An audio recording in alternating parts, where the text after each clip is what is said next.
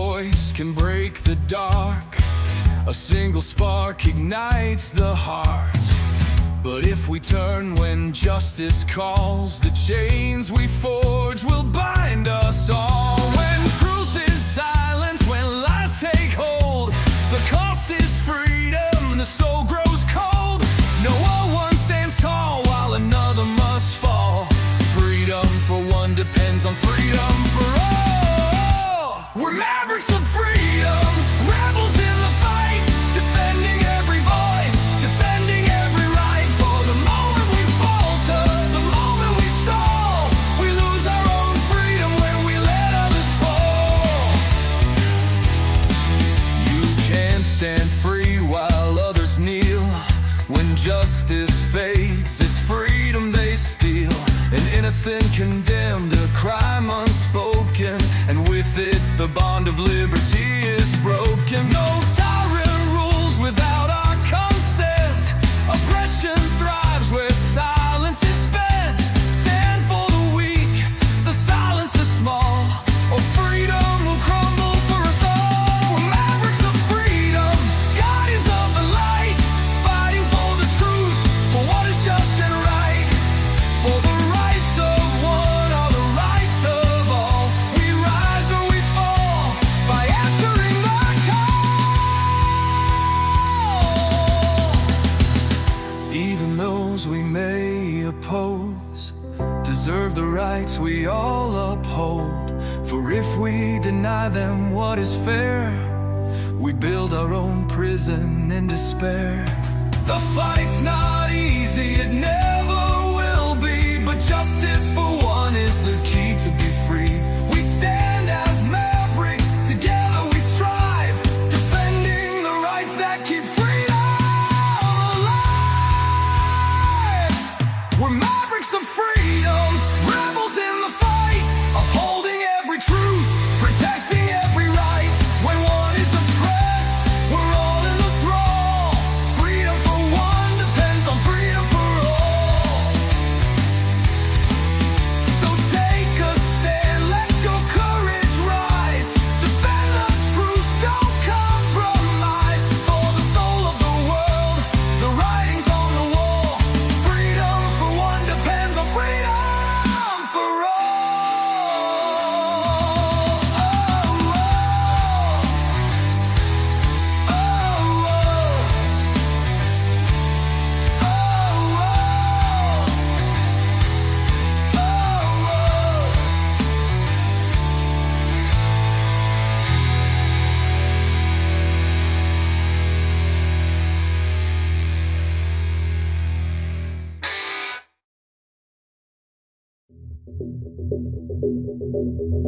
Greetings, Mavericks and new viewers.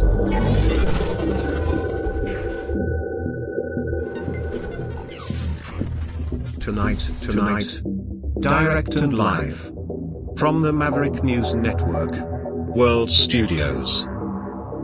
This is Maverick News with Rick Walker.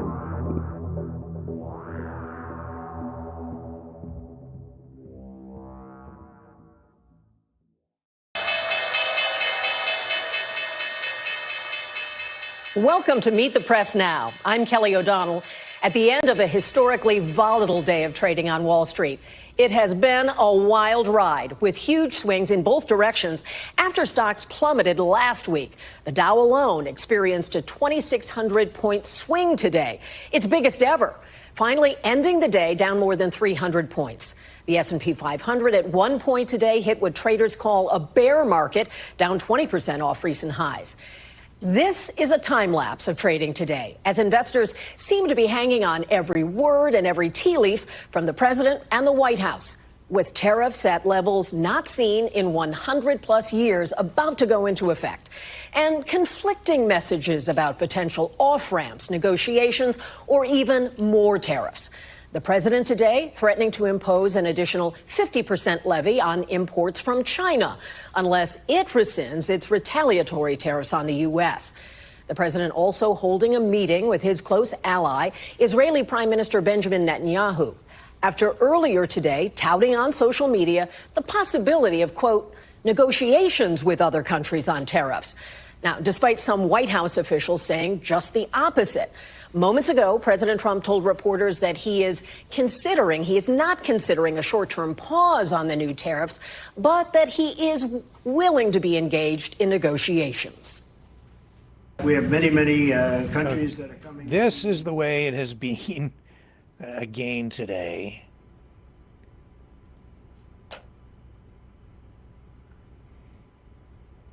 Because of Donald Trump's tariffs. We'll talk about that, and we'll get you more about what he was saying during this meeting at the White House today. Also, Danielle Smith, Alberta Premier, in my view, went full-blown feminist on Mark Carney today. I don't see anybody else picking up on this. I just see hypocrisy and irony in it, and I'll show you what I'm talking about, and then maybe we'll even go to the phones at some point so you guys can share your thoughts on this. They're getting into it, and it's entertaining, and it brings back memories of something from 35 years ago. And I'm going to connect those dots as well, and then show you why I think that what she's doing today is just incredibly, well, we'll get to it. We'll get to it. Danielle Smith going full-blown feminist on us. And what else do we have for you today? I need your help with something to research a quote from Mark Carney, the Prime Minister, now seeking a new level of credibility by being elected for the first time to a position as a member of Parliament in this election in Canada. So a lot of Canadian stuff here tonight, folks. I apologize to our American viewers, but our country is under threat. Your president wants to take us over, or so we're told. I have no reason not to believe him at this point, and there is an election on. So Canadian politics is American politics. American politics is Canadian politics, and there's nobody who is more of an influence on this election right now than Donald J. Trump. I shall return. Stay with me. There's a lot more ahead.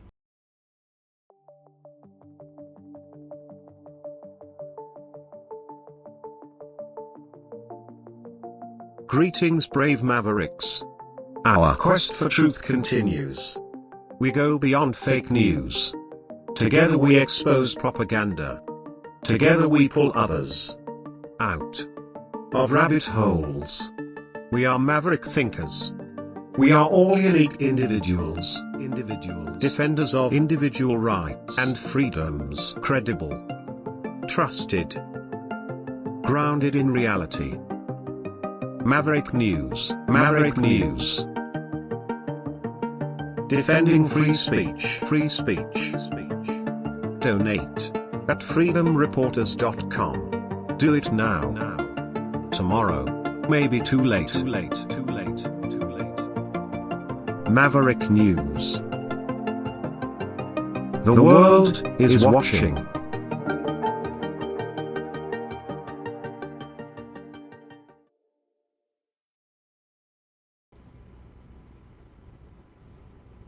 All right, we're back. So yeah, crazy day. We teed all that up, and that's the way media outlets have been sharing the chaos with the public tonight. Is the way we opened the program. And yes, indeed, Trump did meet with Benjamin Netanyahu today, and also took questions from media. So let's go to that. And here we go. Donald Trump. Back into the markets today, and would you be open into a pause in tariffs to allow for negotiations? Well, we're not looking at that. We have many, many countries that are coming to negotiate deals with us, and they're going to be fair deals. And in certain cases, they're going to be paying substantial tariffs. There'll be fair deals. As you know, I spoke this morning with the Prime Minister of Japan, and we had a very good conversation. They're coming. And I said, one thing, you're going to have to open up your country, because we sold no cars, like 0 cars in Japan. And they sold millions of cars into our country. They don't really take our agriculture, a little bit of it just to keep us slightly happy, but they don't take what they're supposed to be taking. So we have a great relationship with Japan. We're going to keep it that way, but they're coming in to meet, and other countries are coming in. With China, as you know, against my statement, they put a 34% tariff on above what their ridiculous tariffs were already. And I said, if that tariff isn't removed by tomorrow at 12 o'clock, we're putting a 50% tariff on above the tariffs that we put on. So they've gone for years. They've become a rich country because of people, again, that were in the White House that allowed this to happen. Hundreds of billions of dollars a year they'd make on us on trade, and it shouldn't be that way. And I have a great relationship with President Xi. I hope it's going to stay that way. I have great respect for China. But they can't do this. We're going to have one shot at this, and no other president's going to do this, what I'm doing. And I'll tell you what, it's an honor to do it, because we have been just destroyed, what they've done to our system. You know, we have $36 trillion of debt for a reason. And the reason is that people allowed it to get that way. So we'll be talking to China. We'll be talking to a lot of different countries. And I think, you know, if we can make a really fair deal and a good deal for the United States, not a good deal for others. This is America first. It's now America first. And we didn't put America first. We put America last. The people that were in the Oval Office put America last, and we're not going to stand for it.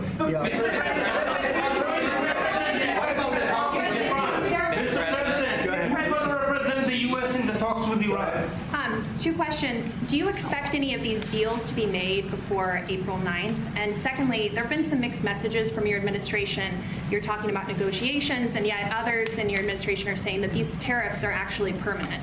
What is the action? Well, it could be. They can both be true.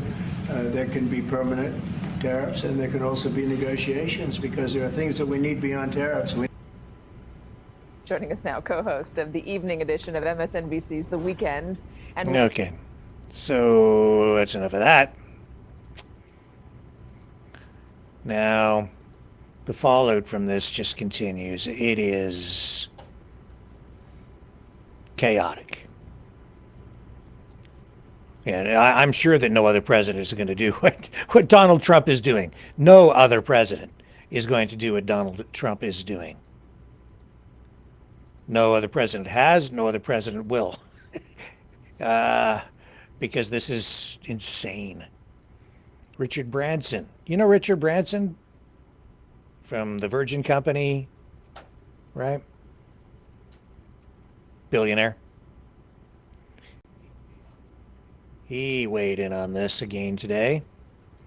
Let's just read a little bit of his thread from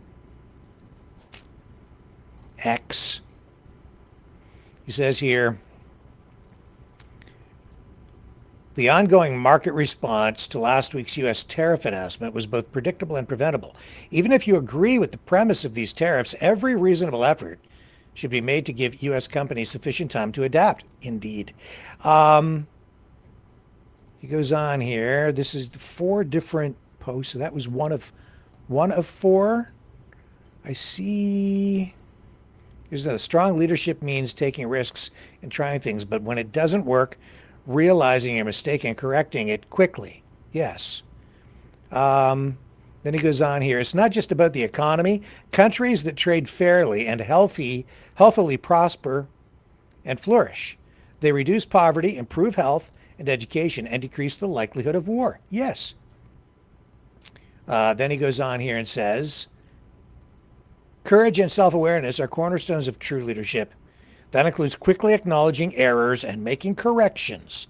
With a swift reversal back to sensible economic policy, America and the rest of the world can still avoid the catastrophic fallout of these tariffs. And then here he says, this is the moment to own up to a colossal mistake and change course. Otherwise, America will face ruin for years to come. And that echoes my view on this, as I have been stating for quite some time. I said it again last night. If these tariffs remain in place the way they are for any real length of time, there will not be a recession. There will be a global depression. It will plunge all Western economies at least into a recession, and in some cases a depression. And that depression will come home to roost in the United States of America. And the U.S. will probably pay the biggest price as a result of all this, because all these other countries, Canada, the EU, Britain, Japan, China, all these countries will engage in new trading relationships to minimize the damage and forge a new future, leaving the United States behind. These tariffs will only make the United States less competitive in the short run and in the long run, because tariffs are protectionist. And for all those of you out there who, like me, thought Trump was certainly back, in his first term as president, I was still of the mind that he was something of a conservative, but I see that I never really took him to be a full-blown conservative, having been a member of the Democrat Party at one point, then moving over into this role as leader of MAGA and taking over the Republican Party. This is not conservatism. This is not conservative. There's nothing conservative about what Donald Trump is doing. His administration is not conservative. This is not conservatism. Can I say that one more time? This is not conservatism. He is not a conservative. He is some sort of a neo-populist. There's a lot of socialism. And I'll tell you this, he's not a free market guy. Conservatives are generally free marketers. A free market capitalistic system. The most successful economic system in the history of mankind, that has raised more people out of poverty and spread affluence all around the world through liberal democracies. When I say liberal, I mean classical liberalism, liberal democratic countries, not like big L liberal, like the Liberal Party in Canada. I'm talking about the kind of liberalism that is based on the Enlightenment, property rights, these kinds of concepts that are, at the very core, conservative in nature. And as a conservative, I seek to preserve those values. But not so Donald Trump. He is there tearing everything down, and doing so without apology or reservation. And he is obstinate, not listening to any advice from anyone telling him that, hey, Donald, you've set your own house on fire, refusing to listen to economists, extremely successful business people like Mr. Branson, whose book I actually read. You might want to check that out. He has a great autobiography out from years ago, talking about Virgin and how he made his fortune, and it gives real insight into how to make a lot of money in today's economy, global economy. So he knows of what he speaks, and Donald Trump has his hands over his ears, not listening, and not just not listening to people who are learned and knowledgeable about such things, but also just not listening to the markets. Does not care. Calling these tariffs a beautiful thing. I don't think they're really a beautiful thing at all.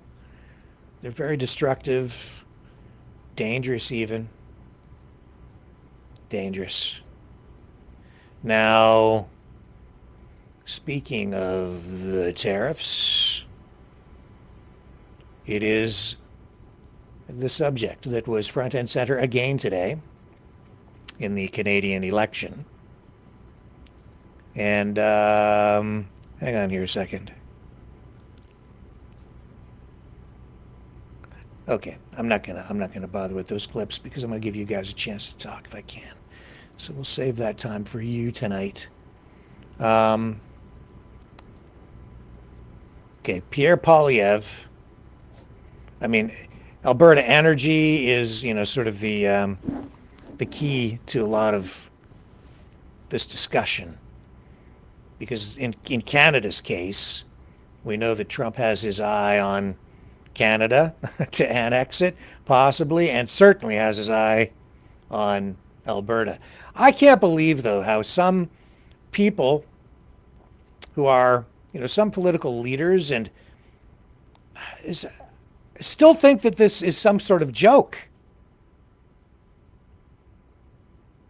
And saying that, I won't get into who's still saying it, but I just watched an interview with a politician who's faded into the background after a lot of years, but saying that he's an Alberta politician, and he said that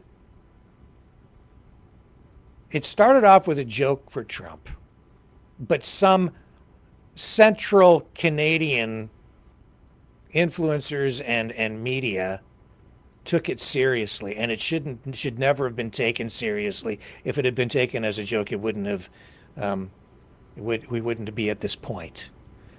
And it's so to him it's still something of a joke that got out of hand. It was never a joke. It's part of a plan. And if you can't see that now, you just got blinders on, or you're just not looking deep enough, because this is not politics as normal or as usual. This is all new.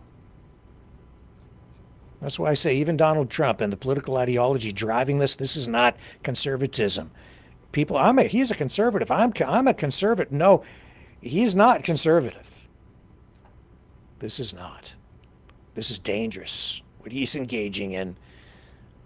And I didn't see it coming. You know why? The other reason I didn't see this coming is because during the RNC convention, heading into during the election campaign, the rhetoric that we were hearing, at some of the campaigns, at the rallies, was sometimes pretty intense and even extreme at times. But then when you get to the RNC convention, it was dialed down, the rhetoric. And I remember watching it thinking, there are actually some progressive elements in the messaging that is coming out during this RNC convention, right? For the Republicans. And there's Trump sitting there in the audience watching, and, as they talk about inclusiveness, and they brought some of these ideas out, whether that was disingenuous and just messaging aimed at trying to broaden the political umbrella to scoop up additional voters, to, expand the base person, not really the base, but it's not the base MAGA people, but expand the appeal of the party, or maybe cloak what he was going to do with more welcoming language. So that was the messaging I was getting from the convention, was that, okay, you got all this hardline rhetoric over there, but it's softer over here. You're going to get something in the middle probably, but no, man, we're getting something pretty gosh darn hard, pretty hardline stuff. That's That's what I'm getting. And, I think a lot of Republicans, even here we go with like Ted Cruz and Rand Paul, they're speaking out against these tariffs because the fallout continues. The tariffs are destabilizing. And Trump has targeted virtually the entire world. He's gone to war, launched a trade war against the entire world. And so even, these, I would call Ted Cruz a conservative. I don't think he's so, I don't know anymore where some of these guys stand. But here, take a look at this, okay? We'll just run this. This is a video montage from ABC highlighting the Rand Paul and Ted Cruz position. It says, as fallout continues from President Donald Trump's tariff policies, some Republican senators are warning about the risks for American families.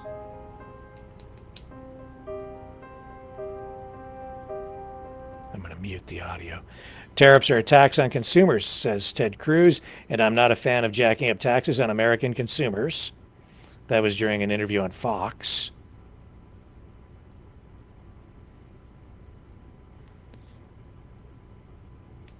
And hang on, we'll get the next slide up here from ABC.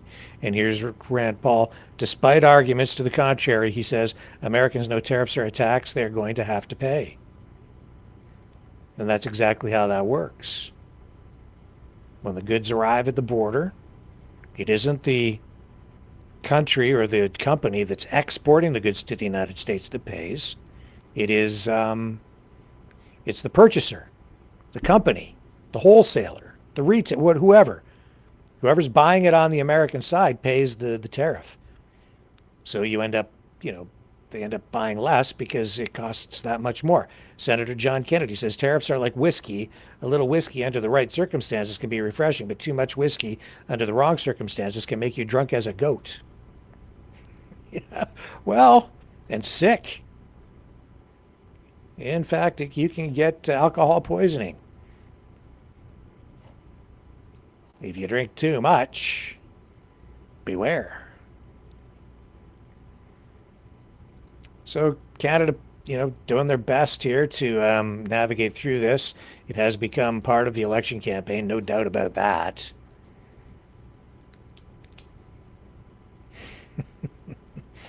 I got attacked, something fierce, by some people overnight.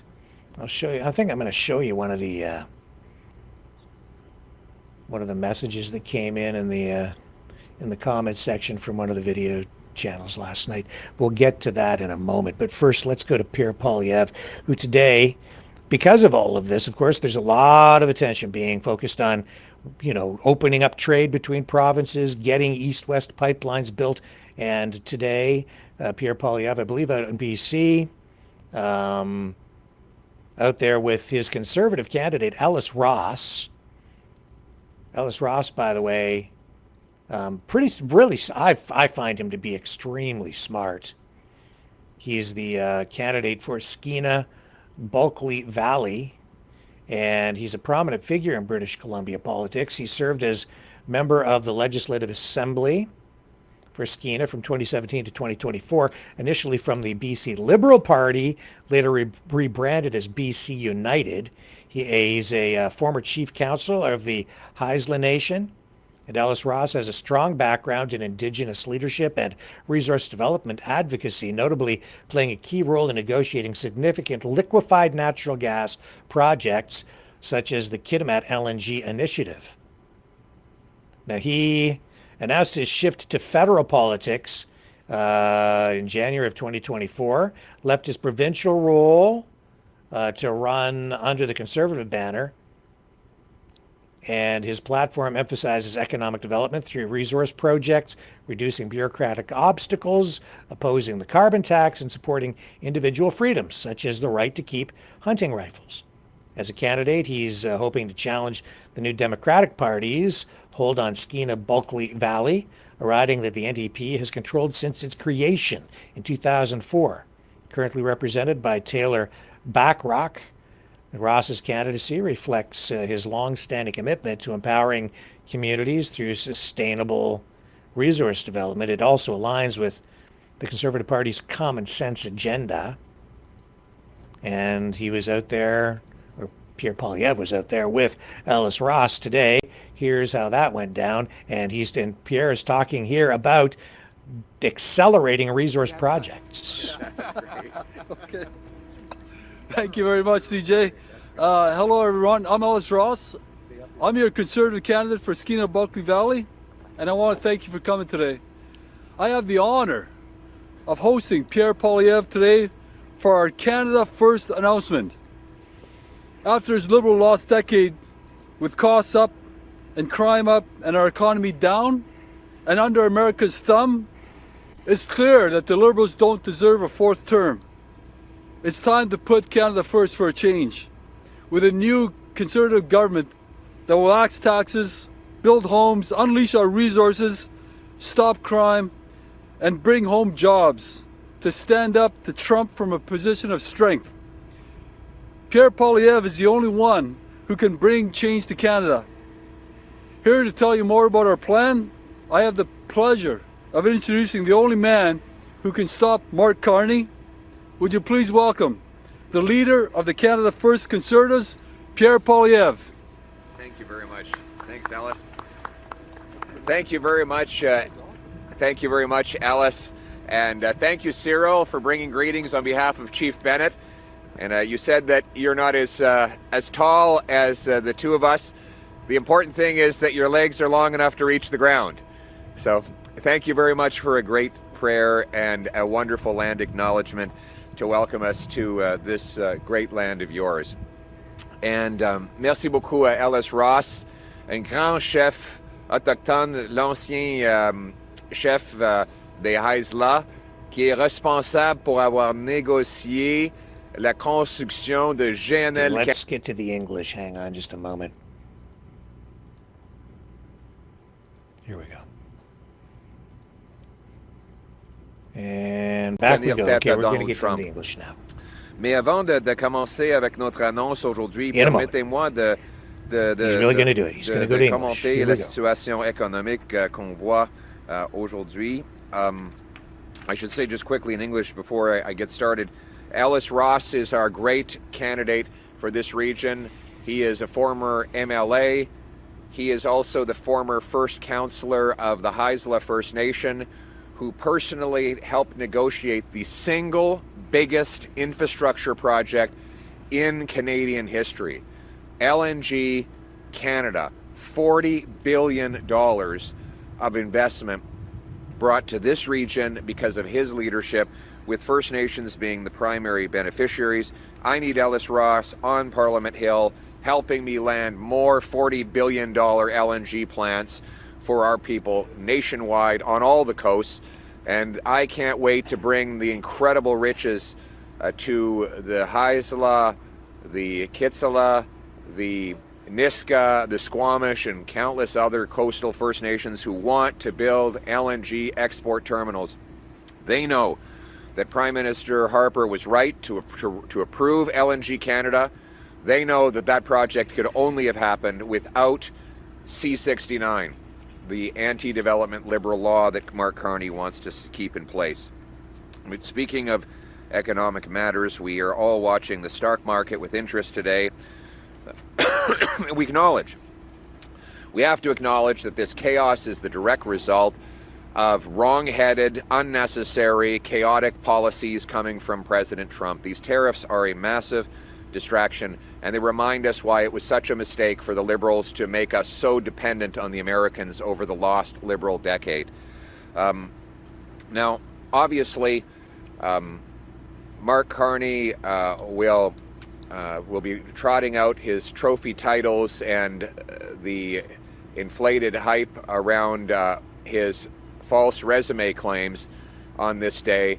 But let's be clear, at this time, the last thing we need is to take a risk on the failed ideas of Mark Carney. Mark Carney has been wrong about every major economic issue of our time. He was wrong to support carbon taxes. He was wrong to oppose pipelines. He was wrong 4 years ago when he said the biggest risk to the world was deflation and proposed hundreds of billions of dollars of money printing. He was wrong when he caused the inflation crisis in Great Britain and the housing crisis in that country. He's been universally condemned by the British media, even though back here in Canada, the media covers up his failed record and his terrible reputation in the United Kingdom. We cannot afford a fourth Liberal term of Mark Carney driving up spending, money printing, taxes, and inflation while blocking our resource projects. We cannot afford that risk. We need a new Conservative government for a change that will axe taxes, greenlight construction of homes, mines, pipelines, LNG plants, bring home our jobs so that we can reinforce our economic fortress against the Americans. In the short term, my government has already proposed an immediate response to help our seniors. We've proposed to delay by 2 years the time when seniors must withdraw their savings from their RSP and be taxed on it. This 2-year delay will save many seniors from being forced to crystallize losses they're experiencing on the stock market today. We know that seniors should not pay the price for Donald Trump's economic vandalism over the last several days, and that is why we will allow our seniors to keep their money invested until they regain their lost amounts. We've also announced that we will allow seniors who choose to work to earn up to $34,000 tax-free. That's $10,000 more than right now. Je veux dire premièrement Okay. So that's basically where Poilievre was at today, and that's his announcement to unleash the wealth of resource development. Now, as all that's going on, there was fallout from, well, let's go to Mark Carney first today. He was also talking about seniors today, but as much as he was making an announcement about promising to help retirees deal with economic uncertainty, the conversation, the question session, the scrum with media today pivoted back to what else? The tariffs, the economy. Here's Mark Carney. Liberal. Richer, pays for our social programs, gets good jobs, helps support our environment at the same time while using these gas. Mr. Aiken, please. Sorry. I know we're short on time, so I'll be quick too. No, I'll try and be quick. David Aiken, Global News. Good morning. Good morning. I'd like to come back to the markets. Your investments are in a blind trust. You don't know how they're doing, but the rest of it. They're going. I'm sure they're going down if they're. Okay. Yeah. So I wondered, you're former Bank of Canada governor, former Bank of England governor. What do we make of this? What do businesses make of this? What can governments do, if anything? Well, it's the key question. First off, I'll say I did speak to the governor of the Bank of Canada today. I spoke to the Minister of Finance. I spoke to a number of counterparts in the last 24 hours around the world, including his, as you know, Prime Minister Starmer. At present, let me say a few things and get to the heart of it. What you worry about in these types of situations, if you are charged with overseeing financial markets, are there problems that are being created by the markets themselves, the banks themselves? Are there weaknesses? We do not see that. We have rock solid financial institutions in this country, so they're not making it worse. Okay? So, but what is happening in the markets is they are reacting to what we have warned about, which is that these tariffs are fundamentally damaging to the American economy and by extension to the global economy. So what needs to be done in a situation like this is, yes, there's a lot of technical things and liquidity and lots of work, that needs to be done to make sure the markets function and the markets don't make it worse. I have confidence in the Governor of the Bank of Canada, Minister of Finance, they're on top of it, and also have confidence in Canadian institutions. So Canadians can be reassured on that. But what you need to do in a crisis, and I've long experience in this, is you need to meet it with overwhelming force. You need to meet it with overwhelming force. And the situation at the heart of this is uncertainty about U.S. policy or to make it worse, is greater certainty that U.S. policy will be self-harming to the American economy and therefore the global economy if the U.S. doesn't walk back from this tariff policy. We can't control the United States. We can't control President Trump's decision. We can speak, and we do, and influence and inform. We can control what we do here in this country, and that's why we're being clear about, and we've been clear from the start in terms of the huge payback if we have one Canadian economy, not 13. The huge payback for major projects of national interest. The ability to catalyze investment in this country of all sorts, and the importance of diversifying our trading relationships around the world. And I will say in the last 48 hours, I've had a series of conversations around exactly, well, in fact, all of those aspects. Sorry, David, I'll hand back. But, so the way we need, and what Canadians, I think the core message to Canadians is something I've said over and again, but I want to really emphasize. We can give ourselves far more than the U.S. can take away. So the U.S. is driving itself into a recession, pressure on the world if the U.S. doesn't change course. But what we can control is where we invest here, how we support our people, and that's what we're doing. Interesting you mentioned about making sure markets work. You'll recall in the 08-09 fiscal crisis, you as governor took some steps to make sure that our banks were liquid. Prime Minister Harper took similar steps on fiscal policy. We came out of that recession faster, I think, than anybody else, right, because of some of the steps that we're taking. This time around, first of all, do you anticipate Canada and or North America entering a recession? Has that likelihood increased? And 3, what steps might a government take to, like you did in 08-09, make sure we come out of that recession more rapidly? Exactly the right question. In terms of, yes, the probability of a recession in the United States has gone up significantly. You see that from independent commentators, and something that we had warned about, and I take no joy in it becoming more likely. That will have significant effects on the Canadian economy. It's very hard for us to avoid that area. That's part of the reason why in advance of this election we made the changes to EI to make it more generous. It's part of the reason why we made the changes to provide liquidity to Canadian companies so they're not pulling back unnecessarily. And I think that we're at a situation where those steps will help provide for companies the financing that's necessary in order to do. There's other things that can be done on the margin. What we're going to need to do, though, government, what Canadians will choose their government in a few weeks. My judgment, my government will act with force. We will accelerate major investments. We will provide very clear guidelines on where we're going to spend money, where the returns are going to be for the private sector, where we're going to take regulations away. I'll give you one example to make that tangible, David, but there are many more. We announced at the first ministers' meeting 2 weeks ago, 10 days ago, just before calling the election, that we will remove all federal barriers to interprovincial trade, mobility, and by Canada Day. We will table that legislation by Canada Day. We've left instructions for the officials to be developing that.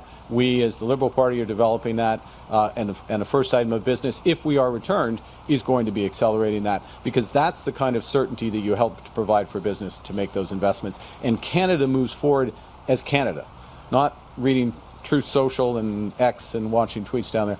We'll take charge. Okay, so there's all that, but I'll tell you, that stuff is not really what's capturing the public's attention right now. When we come back, we'll show you what is. And that is Alberta Premier Danielle Smith going full-blown feminist on Mark Carney.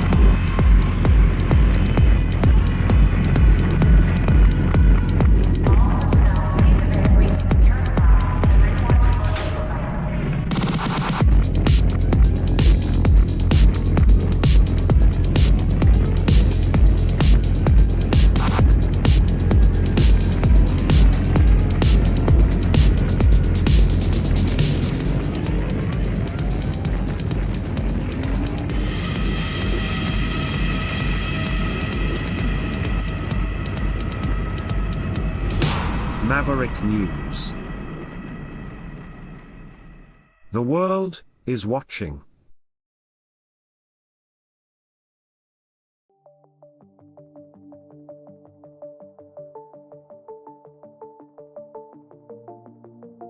Greetings, brave Mavericks. Our quest for truth continues. We go beyond fake news. Together we expose propaganda. Together we pull others out of rabbit holes. We are maverick thinkers. We are all unique individuals, defenders of individual rights and freedoms, credible, trusted, grounded in reality. Maverick News, Maverick News. Defending free speech, Donate at freedomreporters.com. Do it now. Tomorrow may be too late. Maverick News. The world is watching.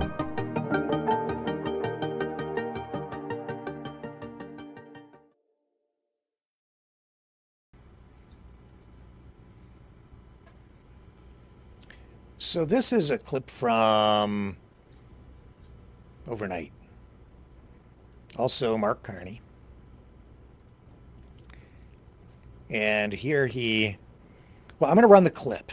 I'm not going to say too much about it, but then I will say something about it when we come back after listening to it. And this is what is dominating the news cycle in many respects tonight.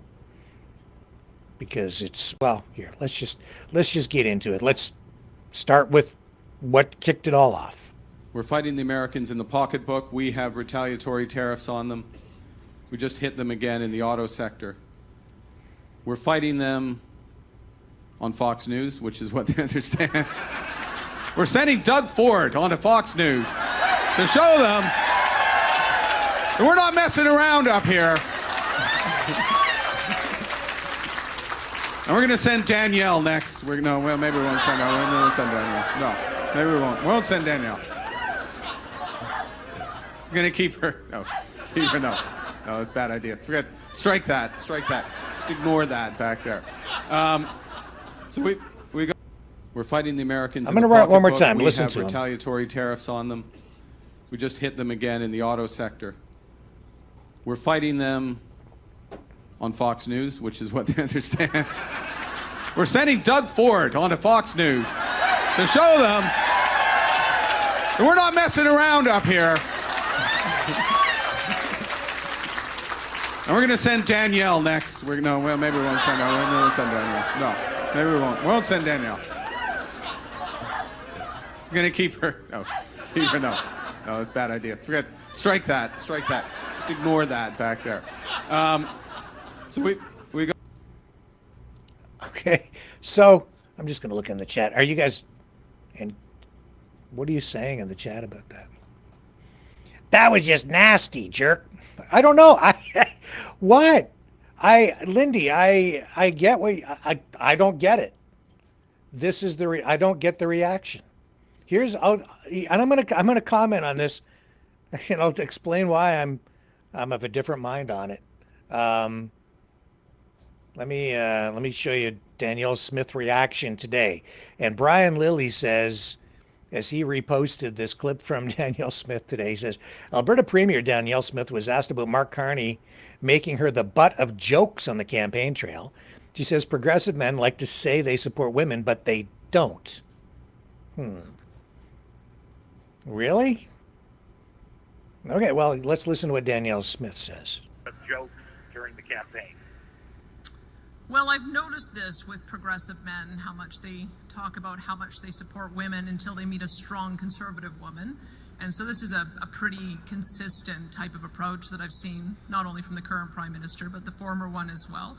And the attitude is, sit down and shut up. Well, I don't shut up. I make sure that Albertans know exactly how I feel about issues, and I'm going to continue advocating on behalf of my province, whether he likes it or not.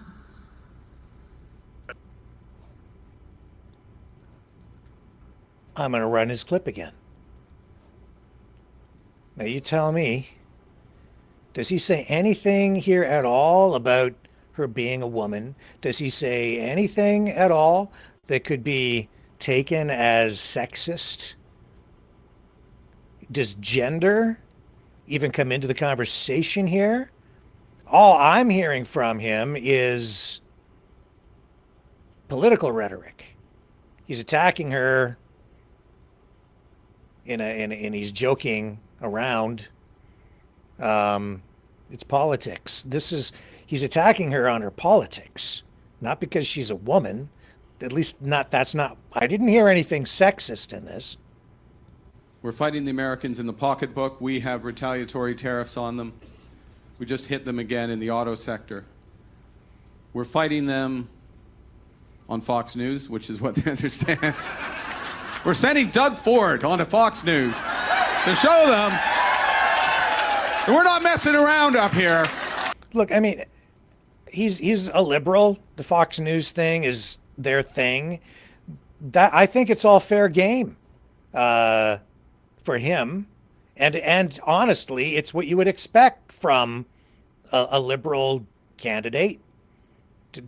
This is common to talk in these terms, but it's sort of alluding to Fox News as being whatever he thinks it is, and then when he gets to Danielle Smith, I don't hear him saying anything about her being a woman.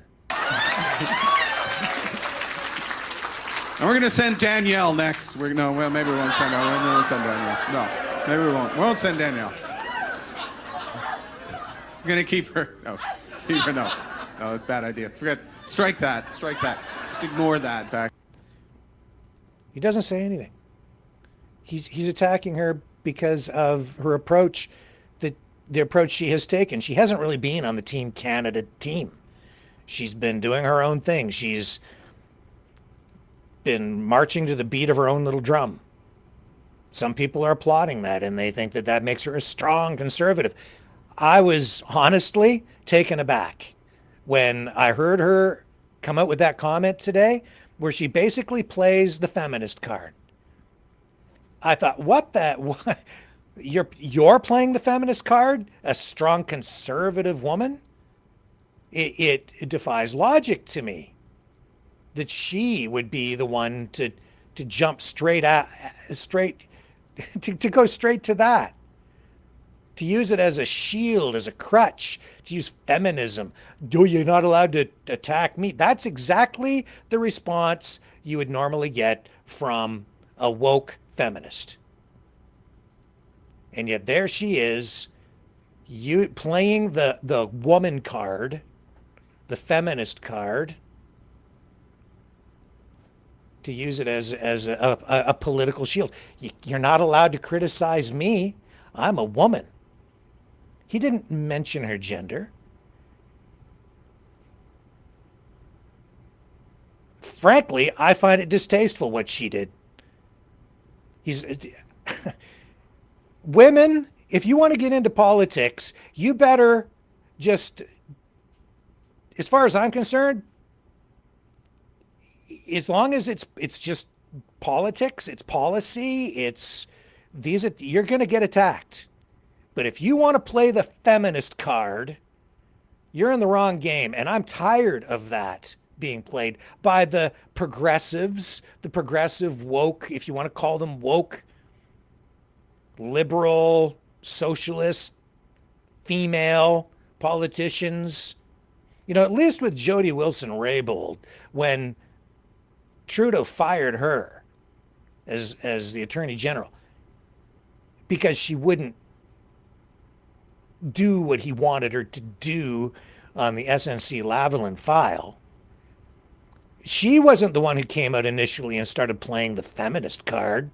It was media who were attacking Trudeau for firing a woman and women. But here, Carney didn't say anything. He wasn't attacking her because she was a woman. First of all, I've got something from 35 years ago that I'm gonna show you and illustrate this point. And it will give my view on this, I think, some weight and credibility. But first, here's what was being said about all this on CBC. So here, honestly, Danielle Smith to me sounds just like any progressive, liberal woman feminist tonight, talking like that. She's using it as a crutch instead of responding to the politics. Of course I'm going on Fox News, but the Danielle Smith situation, that ain't going over so well. What are your thoughts on that? Yeah, I mean, so much for the all-Canada approach when you're trying to throw premiers under the bus to make the crowd laugh at your fundraiser in Victoria. I just listened to the other two talk about the I said some days ago that Danielle Smith, who's walking around acting super tough, went down to Mar-a-Lago to kiss the ring, bend the knee, and suck up to Trump with letting Kevin O'Leary, who's not elected, tag along. For what reason exactly? I'm not sure. Except that he's a billionaire and has his own vested interests down there. And I would say a conflict of interest, maybe several, not the least of which is that he wants to buy TikTok and build a $14 billion oil refinery in the United States. And then he's down there with Danielle Smith at Mar-a-Lago making what kind of deal? We don't really know. But is she on Team Canada? I suspect maybe. I'm not so sure. And here she is now playing the feminist card. premiers under the bus to make and here you're talking about Carney being disrespectful to her. She's been nothing but disrespectful, frankly, to the rest of all the premiers, whether they're Conservative, New Democrat, Liberal, doesn't matter. She's just been talking tough to everybody.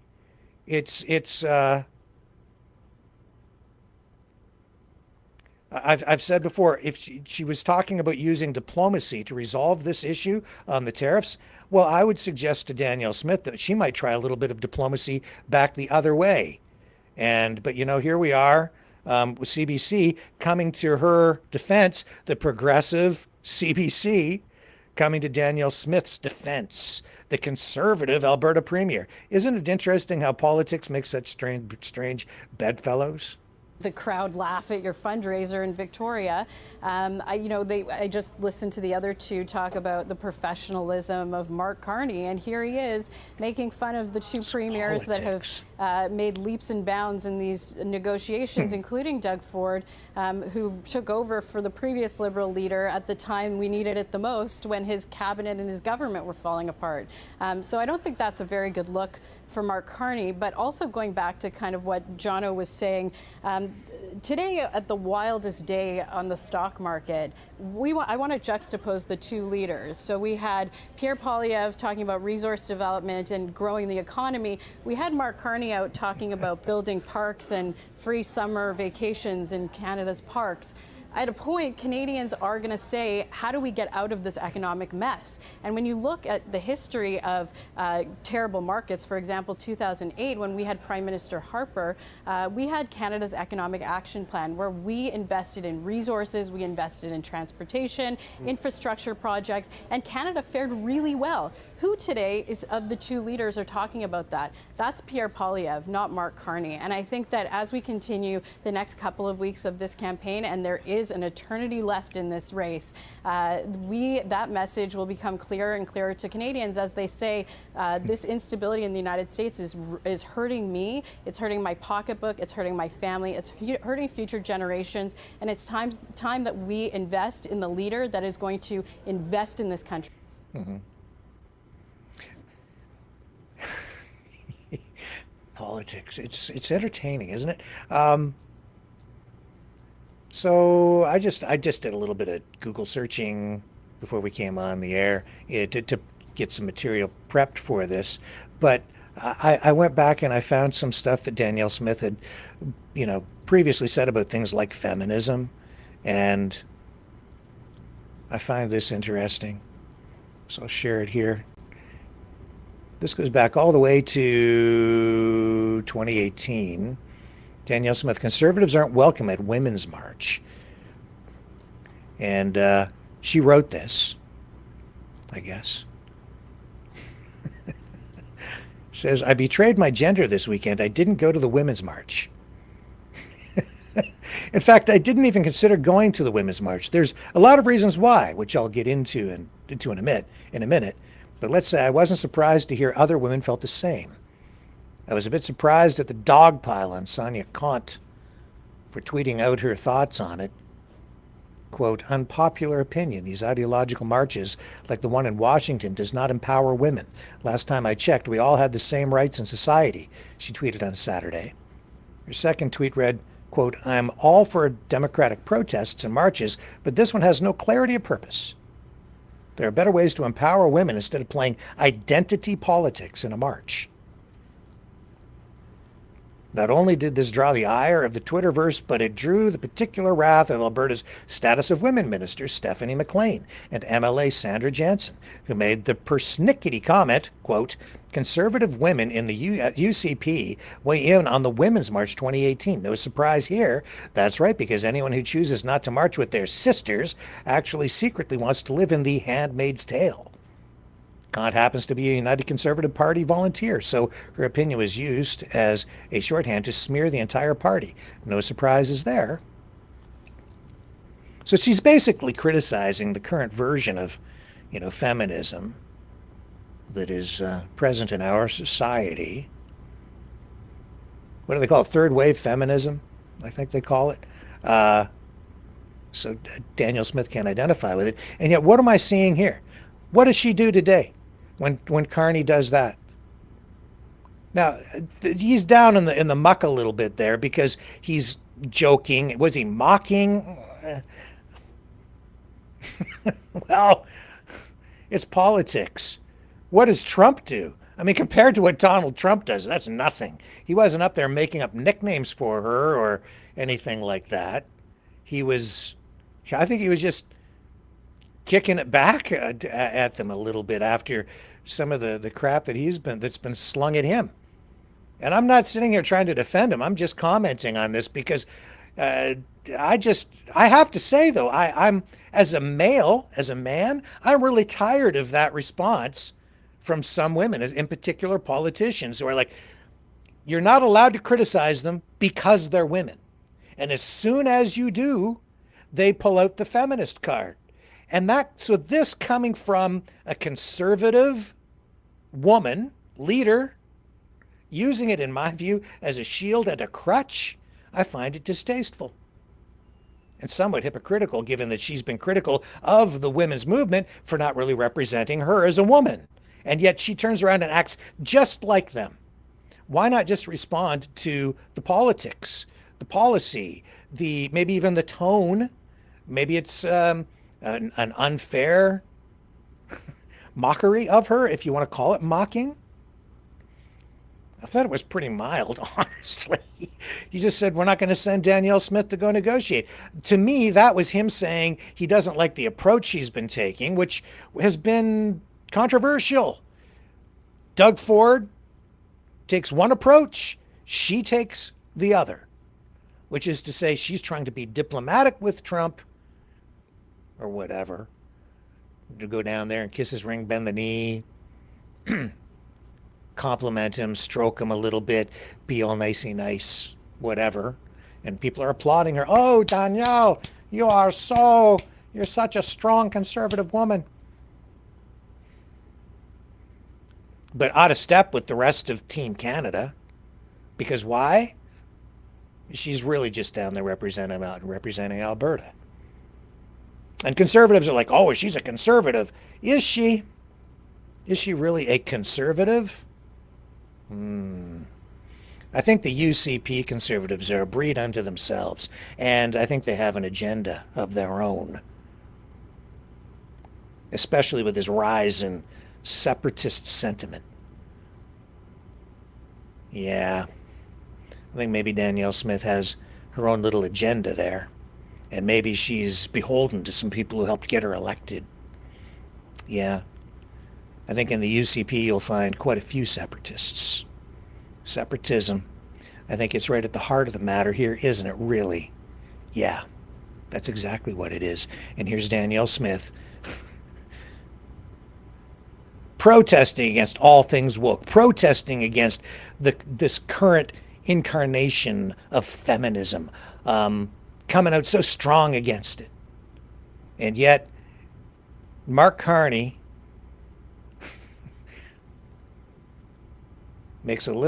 pokes a little fun at her, and she can't take it.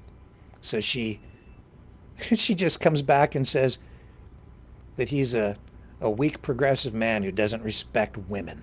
Plays the feminist card, straight up. Straight up.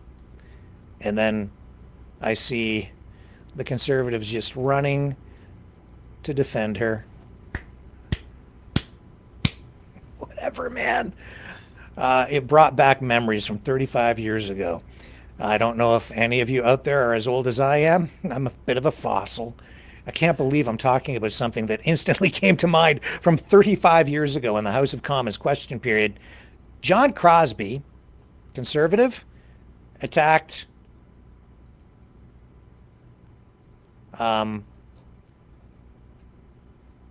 Liberal MP Sheila Copps. This was iconic. He this catapulted, accelerated her rise to political stardom, because Sheila Copps then hit back. This was genuinely a sexist attack on a female political opponent. John Crosby, 35 years ago in the House of Commons. Maybe you'll remember it, maybe you won't. If you don't remember it, you're not going to forget it after seeing it here. The short answer is just quieten down, baby. In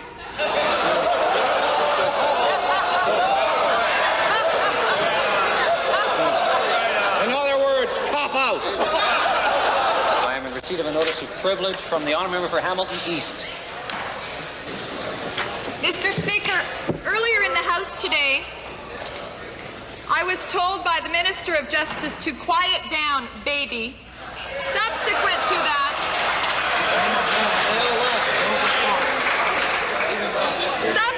that, the self-same minister referred to myself and some of my colleagues as titmice. And I would like to inform the House, Mr. Speaker, I would like to inform the House and those Conservatives who find this very humorous that I am a member of Parliament, 32 years old, elected to represent the people of my area, and I resent the comments of the minister who is responsible for the equality of women in this country. I resent his remarks in the House talking about quiet down, baby. I'm not his baby, and I'm nobody's baby, and I'd like him to withdraw those remarks. I'm nobody's baby. That exchange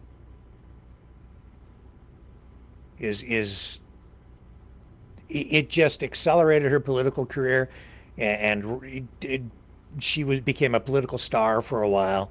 As you may recall, she even wrote a book, Nobody's Baby.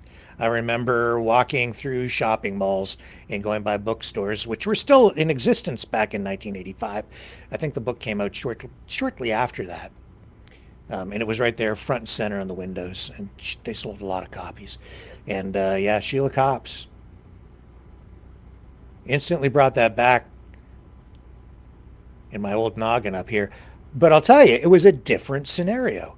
John Crosby deserved what he got from her, because it was what he was doing was he was clearly attacking her in a sexist manner. And she taught him a lesson. It cost him. And she benefited. But what happened here with Carney, I didn't see, maybe you see it differently. Was what he said, was that sexist? Am I missing something here? I think she's just using it as a shield. It's just I was shocked to see her instantly go to that. I thought, of all people to play the feminist card, the woman card, the don't attack me, I'm a woman. thing, I found it distasteful. Straight up.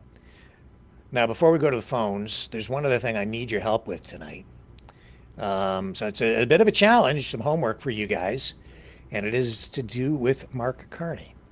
So this post has been going around, and I've been trying to verify it. So here it is. There it is. All right.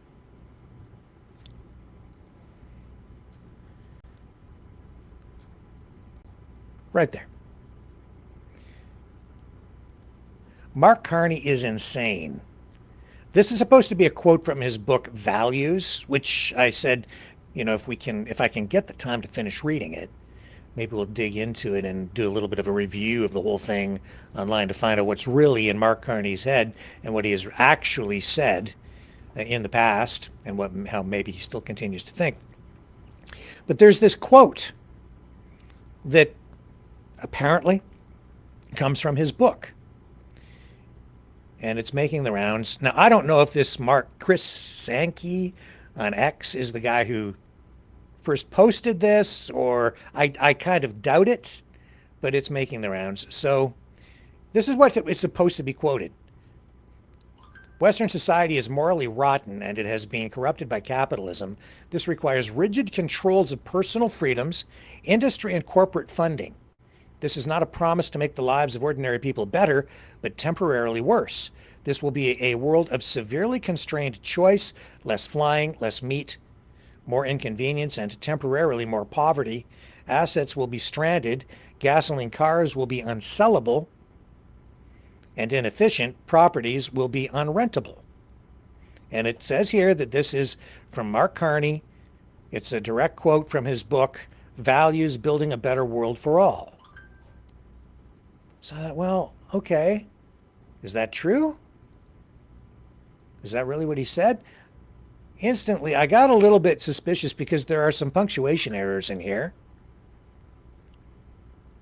And because there are punctuation errors, I'm thinking, well, I don't know. Mark Carney is a well-educated person who wrote a book, who likely had it proofread before he had it published. So why would there be punctuation errors? So instantly I became suspicious of it. I then started to dig in, and I've been kind of going through the book when I've had some time, going through it.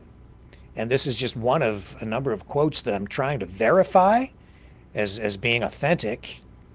So far I haven't been able to find it, but what I was able to find is a review of the book from a man by the name of Peter Foster. And it goes back a couple of years at least. And this is a review by Peter Foster in the National Post. Here, I'll show you the actual review. And I found it interesting because as I read the review in the National Post, that's where I found the quotes. Not from Mark Carney, but from Peter Foster. At least that's the way it appears. At least some of them. So here it is here in his book Values: Building a Better World for All. Mark Carney, former governor, both of the Bank of Canada and Bank of England, claims that Western society is morally rotten and that it has been corrupted by capitalism, which has brought about a climate emergency that threatens life on Earth. This, he claims, requires rigid controls on personal freedom, industry, and corporate funding. But that's not in quotations. That's him saying it. Paraphrasing, perhaps? I'm not sure. Carney's views are important because he is a UN Special Envoy on Climate Action and Finance.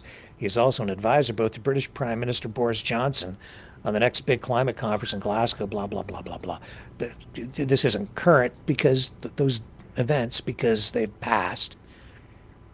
So as I read the review, I'm actually finding the language, some of the language in the quote in the review, which Peter Foster said. It's not Carney saying it. It's Peter Foster saying or assessing what Carney has said, or what he says Carney says. But did he actually say it? I can't find the quotes. What I have been able to find is little snippets here and there. So it appears to me that what that quote is, it's a mishmash of things. It's a little piece of a quote from the book here, another little one from over there, and then some actual language from the review, which is not Carney. It's this reviewer who is very harsh and critical of Carney. So it doesn't even look like it's accurate and may be taken out of context. So here's what I'm going to ask you guys to do. You can find that book, Values, online for free. There's a free copy. I'll just Google it, Mark Carney, Values, and you can view it online. I'm encouraging everybody to go on the internet, find the book, and help me see if you can find that quote. I want to find it. I want to see if that's true. Because it's not about liberal, conservative. I do this on either side. I don't like lies. I don't like inaccurate information being distributed all over the internet, confusing people. If it's true, it's true. If it isn't, it isn't. I just want to know what the truth is. I haven't been able to find that. No question about it. Mark Carney, concerned about climate change. No question about it. He has advocated for carbon taxes. No question about those things. And no question he talks about this stuff in his book. But to what degree and exactly what is he saying with regard to these things, I would submit that so far what I'm seeing is there's a heavy possibility that that quote is taking information out of context and exaggerating and taking real liberties with what is said in that book to get people upset. I'm not convinced that Carney says what they say he's saying. Go to the book. Let's find out together exactly what the truth is. And then on another night, we'll get into the book a little bit deeper and talk about exactly what it is that he says. What does the guy really believe? And we'll find something about Polyev as well. And we'll kind of hold his feet to the fire too and find out, where these guys stand on a lot of these issues. So there's a challenge for you. Help me out. Be a citizen journalist. Help get us closer to the truth. Now, with all that, let's go to the phones to give you guys a voice. Let's take a little break. I'll get the phone line set up, and you can weigh in and tell me, am I off base with my assessment of Danielle Smith? Or, what's your view?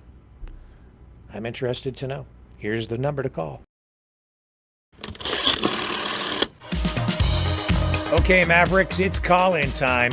Join the conversation. Call 1-647-734-4220. Then enter the PIN number 860-075-764, followed by the pound sign.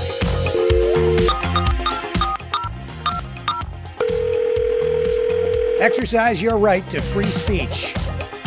Call 1-647-734-4220. Then enter the PIN number 860-075-764, followed by the pound sign.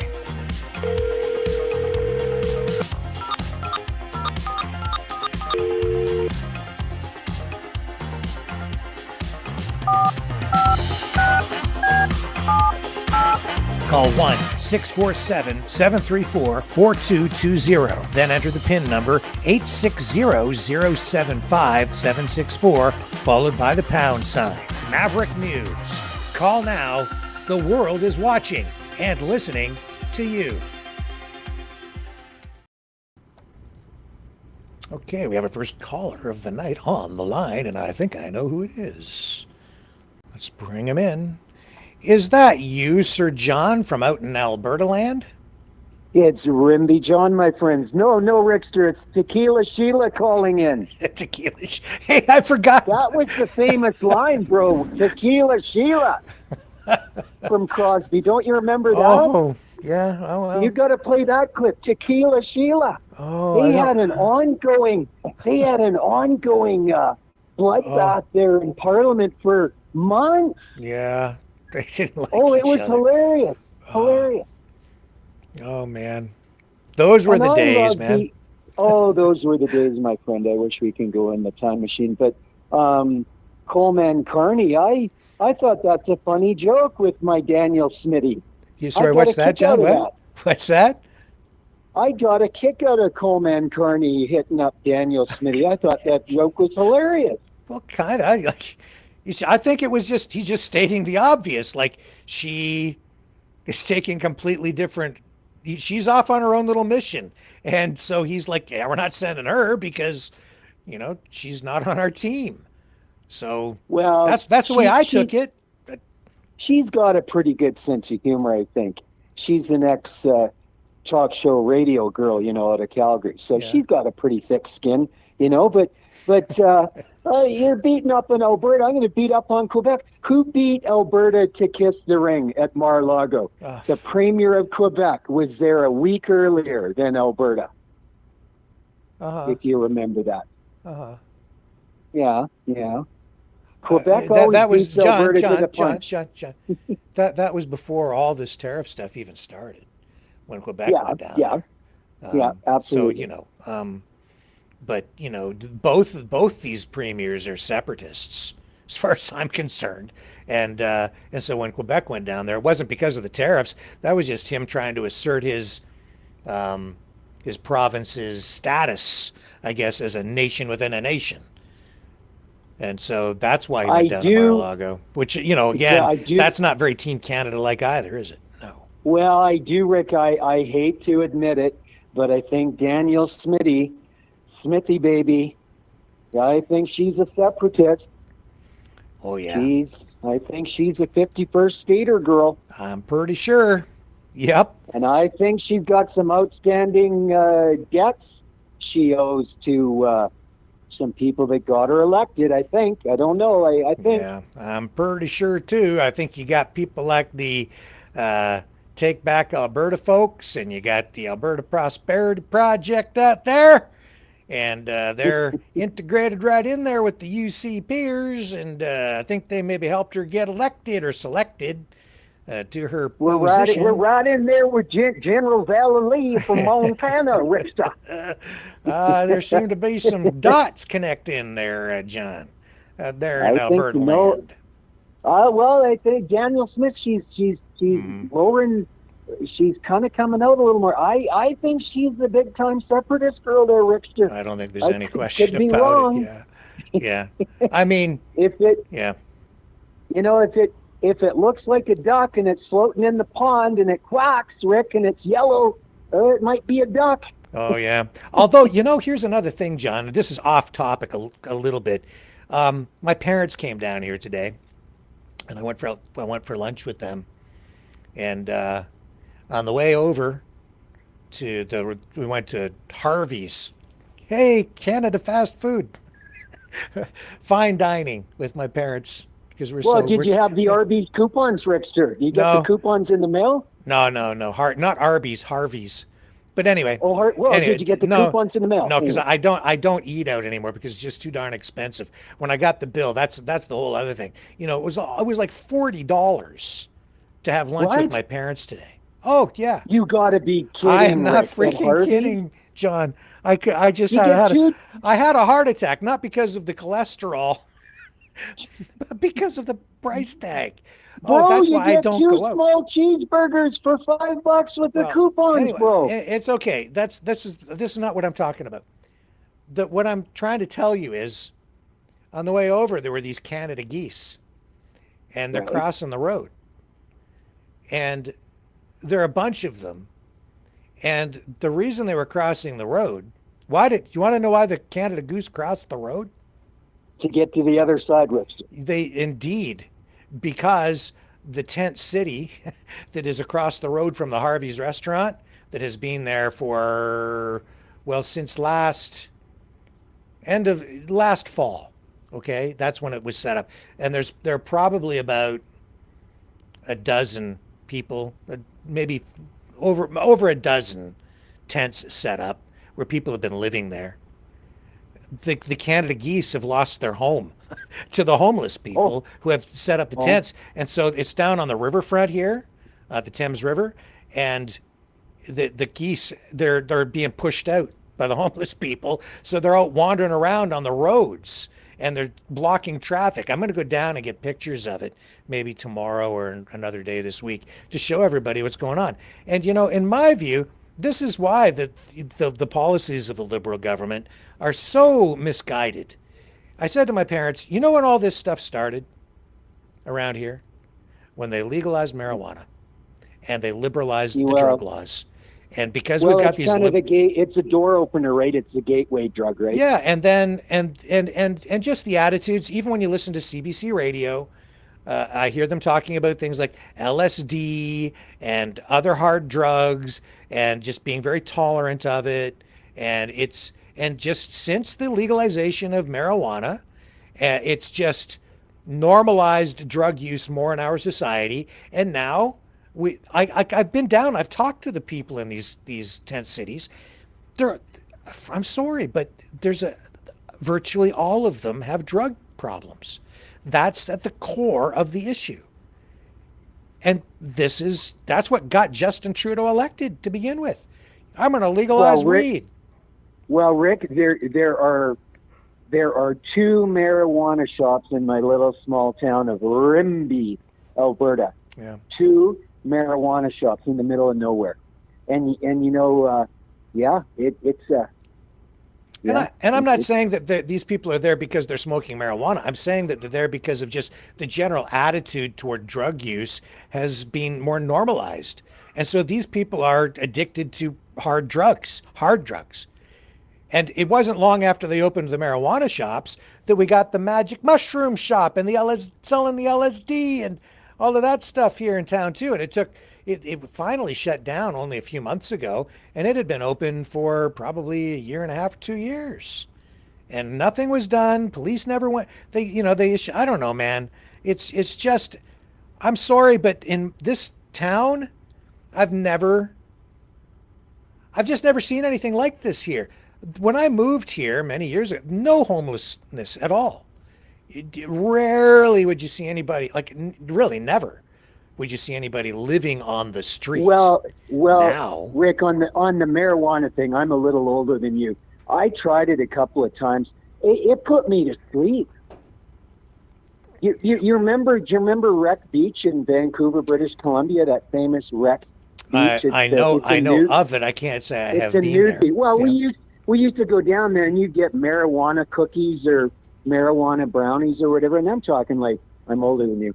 I'm going in the time. I'm talking over 40 years ago. Yeah. But it never did anything for me. It put me to sleep. Yeah. But so let's pivot back to the Danielle Smith thing. What's your view on her comment? Do you think that what Carney said was sexist in any way, or or not? No, not at all. I mean, come on. Has everybody lost their sense of humor? Come on. Yeah, I thought it was hilarious. Smitty, she's getting a thin skin, Rickster. I don't know what's wrong with my Danielle Smitty. I support her. I don't always agree with her, but she's getting a little thin skinned, eh? Well, I just thought it was a little rich coming from her.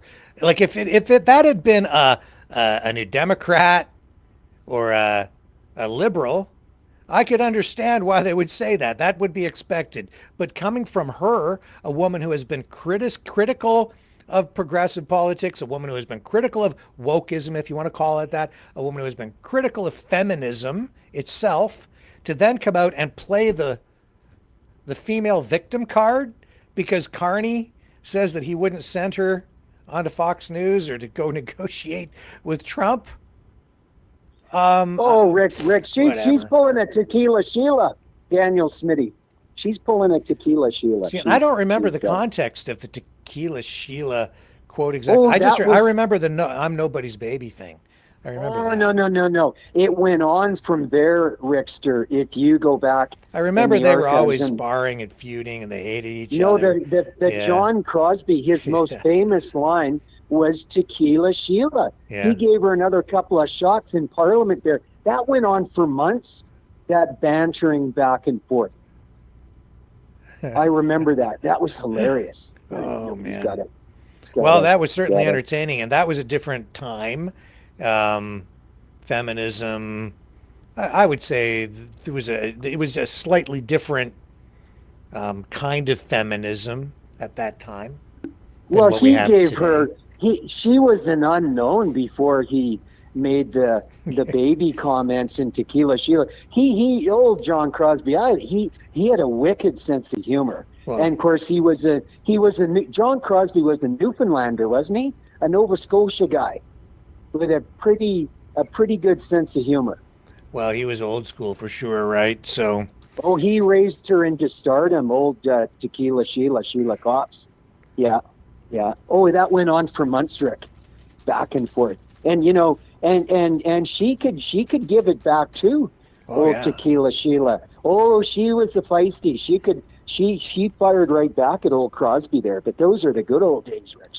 Oh yeah, well, he was. You can tell from his accent he was from Newfoundland, but he was He was a very powerful conservative politician. He. Prominent voice within the Conservative Party, but he was old school, man, and that was not just a battle between two political heavyweights on the culture war front. It was generational, right? Well, Rick, and I mean, John Crosby was twice her age. He could have been her grandpa. Yeah. I mean, he was from a different era, and I'm sure he was twice her age. Tequila Sheila, she could have been his daughter or granddaughter, but I remember that was hilarious. Yeah. Rick, why are they so thin-skinned now? Nobody has a sense of humor anymore. Well, I don't think that, all I'm saying is Danielle Smith didn't need to laugh at it. She could have. I just, to me, it was like, what? To play the female victim card over that. Well, she's getting up on her BS Alberta soapbox for the world. Why doesn't Danielle Smitty go on Fox News with Doug Ford? I thought her response was funny, and hypocritical, and there's irony there. It's like, he's just a progressive male. He attacking what? What the hell are you talking about, man? Woman. It's funny. I'm a woman and it make me strong. That song. Smitty, she's pretty thin-skinned. I guess she is. But Rick, I can't believe you dropped $40 at Harvey's, bro. Oh, I'm sorry, John. I don't know. I didn't have any coupons. I just. Oh man, I'm Jewish. I'm going to get in trouble for that comment. I'm a Jewish Hampton Hutterite Norwegian. Even if you don't have the coupons, Rick, sir, ask for them. I hadn't thought of that. My dad had a CAA card. We got a discount that way, but and he was fishing for his card with a big lineup of people behind us, and I was like, oh no, they're gonna kill me. Who's on the line? We just had somebody else join. Well, bonsoir. You have Jean Chrétien. This is your good old Dragon trying to do the impression of Jean Chrétien and get it out. Oh, Dragon, love from Alberta. Love. Did you cash my transfer payment check this month, my friend? Oh, jeez. No, okay, let's just drop all that, okay? I don't want you guys. Kidding. No fighting tonight. I love Dragon. We love you. Good. I want to see how John, take you promise down. me, stop, okay? Dragon. I can't have this tonight. Dragon, go ahead, sir. It's all yours. Well, if you do remember what happened exactly with Sheila Cups, actually, the idea of Tequila Sheila was on a comment made by, what was his name again? Crosby? John or Crosby. something like that. Yeah, Crosby. Yeah, about past the Tequila Sheila. So that's how this thing evolved to Tequila Sheila and kind of stood up. Oh, that's right, Dragon. Pass the tequila, Sheila. Oh, yeah, you're right, Dragon. You got a better memory than me, my friend. Yeah, he was Actually, I do a little bit of research, too. I only vaguely remember the Tequila Sheila thing. I don't, and I, as I said earlier, I couldn't really remember the context for it. I remember the phrase. I can't really remember the details. It was a long time ago, but this shows you how old I am and how long I've been doing this stuff because it was instantly. I remember that exchange in the house. I'm nobody's baby. Yeah, she gave it right back to him, didn't she? And I say, deservedly so. Like that was a case where he deserved what he got from her, and she capitalized on that moment, and she used it to her political advantage. I don't think even she, though, probably realized how impactful her response was going to be, and as a result, she ended up writing her own autobiography called "Nobody's Baby," and it became it sold well. It sold very well.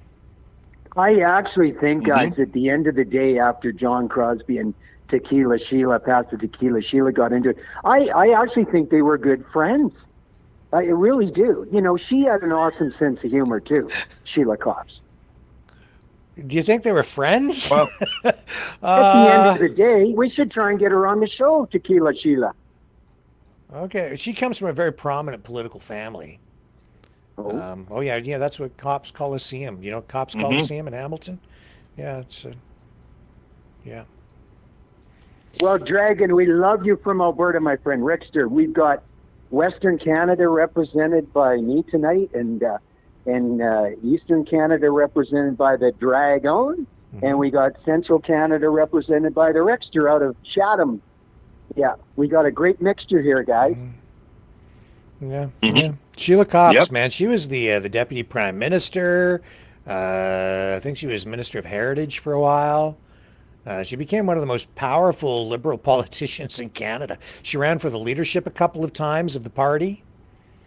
Never made it, but very, very powerful woman.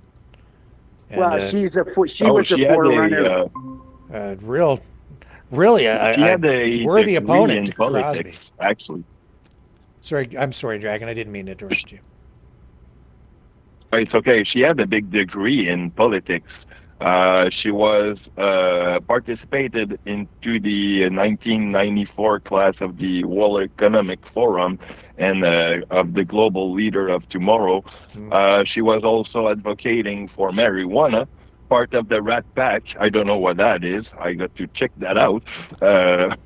I think that's why she was probably being attacked by Crosby for passing the vodka, basically like advocating for drugs and probably other stuff. So, well, guys, there'd be no Danielle Smith out of Alberta without Sheila Copps as a forerunner. Really, a very very, and she's a nice lady too.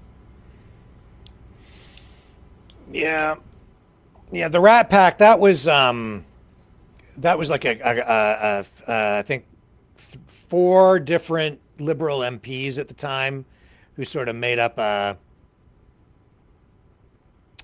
like the Squad. You have the Squad today in the Democrats, and they're like a little team of political people within the party, and so they were sort of identified as the Rat Pack, and they would, they were kind of highlighted during question period and stuff like that. And there was like Brian Tobin. I think he was from out in the Maritimes too. Hello? And Don Boudria and John Nunziata and Sheila Copps. And yeah, somebody just joined us on the line. Who's there? Sharon from Brandon. Well, welcome, Sharon from Brandon. Hello, Dragon. Hello, John from Alberta. And hello, Rick. Hello. Welcome, Sharon. Love, and kisses from Alberta, my dear. Brandon, Manitoba. Brandon, Manitoba. Yeah, what's your take on all this tonight? Well, I think it's kind of first thought I had, really, and I don't know how nice this sounds or not, but I thought, well, if you're going to enter the arena of politics, you have to give as good as you get, and if you're going to step into a hot kitchen, well, you might get some flame licking at you, and that's just part of the the game. I can see a legitimate, your example that you gave, Rick, with Sheila Cobbs, you were mentioning, that was just, that was quite condescending. I could see, Crosby, that was a little bit condescending. Oh, yeah. But, very condescending. Yeah. So, it could have been the age difference or whatever. I'm not necessarily assigning it to being a man or masculine. It's just, if a female had said the same thing to her in a different way, and she was much older, I would think the same thing. Yes. So there you go. And so with what happened with Danielle Smith, what's your take on that? Am I off base here saying that I think it's... No. Yeah. No, you're not off base. Yeah. No, you're not off base. No. I mean, if you're going to, there's certain fields of work. This is just my take. If there's certain fields of work, if you want to act like a man, or then you're gonna be treated like. You're gonna be treated like one. So there's certain fields, and I'm not saying that women aren't capable in that, but if you're going to enter a man's realm in some ways, then it's not going to be the same as if I'm going into a different field where it's more accepted female-wise over the decades or centuries. It's just, that's how I look at it. I mean, if you want to play in the big boys arena, well, and I'm sure she's capable, but you can't have it both ways, Danielle. You can't have it both ways. That's right. That's the way I see it too. Yeah. So and I have some. Oh, go ahead. No, you go ahead. Yeah. Well, I had some questions or comments that came to mind, and Tom, I want your, since I have this panel on, I want your perspective. I'm open to hearing your points of view about Mr. Carney, because my sense is. It's not due to any research or anything, just generally, I'm just kind of listening in and out over the past few days, and some of the different comments I hear from different programs or people. I get the sense that he is more globalist than a nationalist as far as, protecting or governing our sovereignty responsibly for the future. And I have the impression that he's very like other globalists or people in that sense of trying to get into this quote new world order of economy, where I'm the sheep and I'm the turf and the serfs and they're the kings. Yeah. He's open to. It seems like he welcomes the open border. He's supportive of LGBTQ policy. He's very much tied into this kind of magical thinking of climate change and reducing the carbon footprint. And I don't see how that really benefits. I don't see how that benefits overall the economic or social well-being or for a country. Am I off base, or what do you guys think? You guys want to comment? Go ahead, Jordan. Well, I think you're pretty on point. What he seems to project here, it's something along the ways that, we got to accept what's coming, and we got to deal with basically the economic reality that's coming.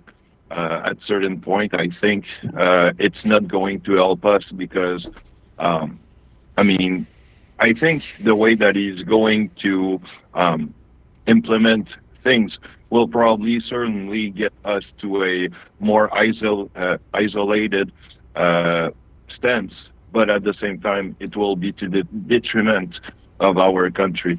Are you talking about Carney or Trump? Carney. Isolated? Why would we be to a certain extent, we might be more isolated because we need actually to work with the American and not, cut the bridge, if you will, to a certain extent. I know that the bridge has been burning already, but. Dragon, am I wrong, or you guys, am I wrong in saying that wasn't Carney like some type of advisor to Trudeau? Because I just see him as a continuation of these awful, like pretty like just awful policies when it comes to people's ability to afford a home or to afford grocery or to even consider having a family now. Like a younger, if young people want to consider that having a family, I don't see the future as not bright at all under these type of policies or goal that Trudeau was working toward. And wasn't Carney part of his government at one time as a consultant or an advisor? Mm-hmm. Well, he did. Manitoba. He did provide some advice to the Trudeau government. Before becoming the leader, and that's because if you think back, Trudeau was under a lot of pressure to potentially resign, and Carney was being floated as a successor. So there were sort of trial balloons, and you could see that there were people in the party who wanted to push him forward to become leader. So Trudeau, in his wisdom, or that's a bad word for him. Okay, so he took a tactical approach, and what he did is he tried to bring Mark Carney in and offered him an advisory role first within his administration, and then you could see that he was positioning Carney to come in and be the finance minister. That was pushing Chrystia Freeland out, and then you had that mini budget, and Chrystia Freeland, they had this big deficit, as you may recall, built into that mini budget, and they were basically trying to load that onto her and make her responsible for it, so that she could then take the political hit and then clear the way for him to come in as finance minister, Trudeau remain on as prime minister. That way he neutralizes the threat to his leadership by bringing him in as finance minister, and then she could be relegated to some other role within cabinet or within the government, right? But she had none of it because she I think she got tired of putting up with his crap is what it came down to. And she said, screw you. And then the day that the mini budget was supposed to be delivered, she resigned and left him high and dry. And then they had to scramble to find somebody else to present it. And then because of that triggered the leadership review. That is what was the final nail in the coffin for Trudeau right there. Then his leadership was done. So it didn't work for him. And now Carney has come in and he is the leader. So that's, but before that he was working in an advisory capacity, working into that position as finance minister. I hope that helps. Yeah, it does. Well, ahead, Brandon, Manitoba, you are a smart lady. You are right on top of the target. You are 1,000% right with your evaluation with Carney. You got our support from Alberta. Where do you agree, John? Like, what did I say that made you say, "Yep, that's what I think too"? I agree 1,000% with everything you said. You are right on top, as Rexter says. You are right on top of the target, and you're a laser beam. You're absolutely a very, very intelligent lady. And thank you for calling in. Yeah, so there's some validity in my kind of I just don't feel I just feel uncertain, and I know that's not really a Christian way to feel, which is what, I know that whatever may come, whatever comes, it's fine. It's we'll get through it somehow. And I know that no matter what, it's going to be okay. But in the immediate present, it's just, it would be very, for me, I would feel kind of sad in a way that we may be participating in a system that I don't think is right, as far as how different leaders in certain countries look at us as as nothing. It's just someone that as I don't know how they describe it. I've heard some rather not flattering descriptions of the everyday citizen, and I just hope we all remember that we are all citizens and we all have a right to run our country as we please, as opposed to being told how to run it. Is where I feel, or where I stand, and what I think. So you're right. You're right on the money. Right on the money. Yeah. You're concerned about, for instance, like these international organizations asserting influence or even control to some degree over our sovereignty, like the UN or the World Health Organization. And I think too, yes, that's right, Rick, because I don't know how many people in Canada are paying attention enough, or just maybe they are. I don't know. I can't gauge it, but I'm just hoping, people can sense that, or be able to see that going global as opposed to focusing on our own backyard isn't good for any of us. And I'll just tell you right now, I do like considering the field we have, or the people we have running, because I'm not doing it. So bravo to those who are willing to step into the ring and fight for, what they believe in. But from what I've seen so far from the candidates, I would have to go with Polyev. Despite no matter what people are saying, as I'm looking at the choices, that's who I would lean toward, because it seems like he's a younger man. He is saying things that I think a lot of people agree with, and I'm sure there's many that don't. But I just hope, I wish them all well, but I wish him well too. I really hope he's able to get in. Okay, well, guys, Rimby John, Alberta's total Pierre Poilievre. He's a Calgary boy. Oh, good. Alberta's totally 100% Poilievre, and you're right on the target.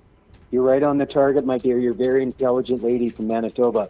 I enjoy listening to you guys. You made my too. Monday. Thank you for calling in. You made my Monday. Thank you. Well, thank you guys. Hang on. Before you go, okay. we're going to put this to the test. Okay. Okay. I'm going to give you no cheating. Okay. I'm going to give you 2 housing plans. Here's housing plan 1 to deal with the housing crisis in Canada. Right. Build, and maybe you're familiar with this stuff already, are you? Have you read these plans? No, I haven't. Okay. So. I've listened to you, but I haven't read the plans. Okay, so double housing construction, that's the goal. The aim is to double the pace of new home construction in Plan A here, from an average of approximately 227,000 per year to about 500,000 homes annually over the next decade. So that's 500,000 homes a year over the next 10 years. Reduce financial barriers for home buyers, especially first-time home buyers, and enhance access to home ownership. Right. How? By the Build Canada Homes. I'm reading this stuff, okay? So I'm getting it right. They're going to create a federal entity, the Build Canada Homes Act. It will act as a developer to build affordable housing at scale, including on public lands, very much like they did after World War II with wartime housing. They're going to provide over $25 billion in financing. That'll be provided to innovative, prefabricated, and modular home builders in Canada. So you've got these homes that are modular in design, building at scale, and building quickly so that they can be, so you can build this many homes very, very quickly, right? Kind of like what they did in the wartime, after the war, after World War II. You look at, all the wartime houses, they tend to be a little bit smaller, but they built them fast and they built lots for the vets coming home, right? And then they're going to provide an additional $10 billion in low-cost financing, and capital will support affordable home builders with allocations for deeply affordable housing, indigenous housing, shelters, supportive housing. They're going to cut. This is kind of where these plans differ too. In Plan A, they will cut municipal development charges in half for multi-unit residential housing. So they're going to cut fees at the municipal level. They're going to set up what they call a housing accelerator fund with $4 billion to streamline approvals and encourage 100,000 additional units to further reduce bureaucracy, zoning restrictions, red tape, and create a more unified national housing market. They're going to... Sounds like more freedom to me. Okay. Yeah, go ahead, sorry. Yep. So cut red tape. And that's a major stumbling block, especially at the municipal level, right? All these regulations for home builders. And I've been to home builders associations meetings and they talk about it's a nightmare. You wouldn't believe the regulations. Anyway, then they're going to eliminate the GST on first-time home buyers on new and substantially renovated homes. Saving first-time home buyers up to $50,000. Holy man. Then they're going to, in Plan A, support innovations like mass timber construction, low carbon concrete to enhance energy efficiency, to make them energy efficient, right? And it goes on. And so you've got a plan that's really drawing inspiration from the wartime housing thing. So they're providing financing for both developers, for consumers, especially for first-time home buyers, to help them get into their first house, and that's why they're building smaller homes, and they're going to free up basically federal land or public land where they can build these houses at scale. All right? And the federal government will step in and free up those lands. So here's plan number 2. Plan B. Increase the housing supply, boost the number of homes annually by 15% a year if they can. Increase the, we'll get into how they're going to do this because that's really the most important thing. Yeah, that's it, yeah. Okay, so they're going to provide funding tied to housing starts for municipalities and penalties for municipalities. So municipalities have to increase housing starts by 15% annually to receive their full share of federal infrastructure funding. And if they don't meet that target, then the funding is reduced proportionally. So if you hit your target, you get more federal money. If you don't hit your target for new housing starts, you get less federal money. Municipalities that block developments using whatever, if there's any opposition and they don't allow these things to happen, these housing starts, then there would be penalties levied against the municipalities. They want to build these homes in areas that are close to public transit. They are going to eliminate the GST. This is a similar thing on both sides for first-time home buyers. They're going to repurpose federal properties.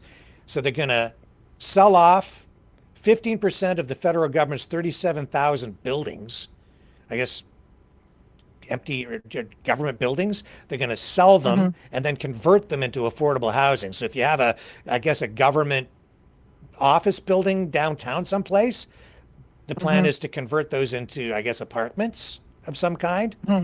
And then they're going to cut the GST to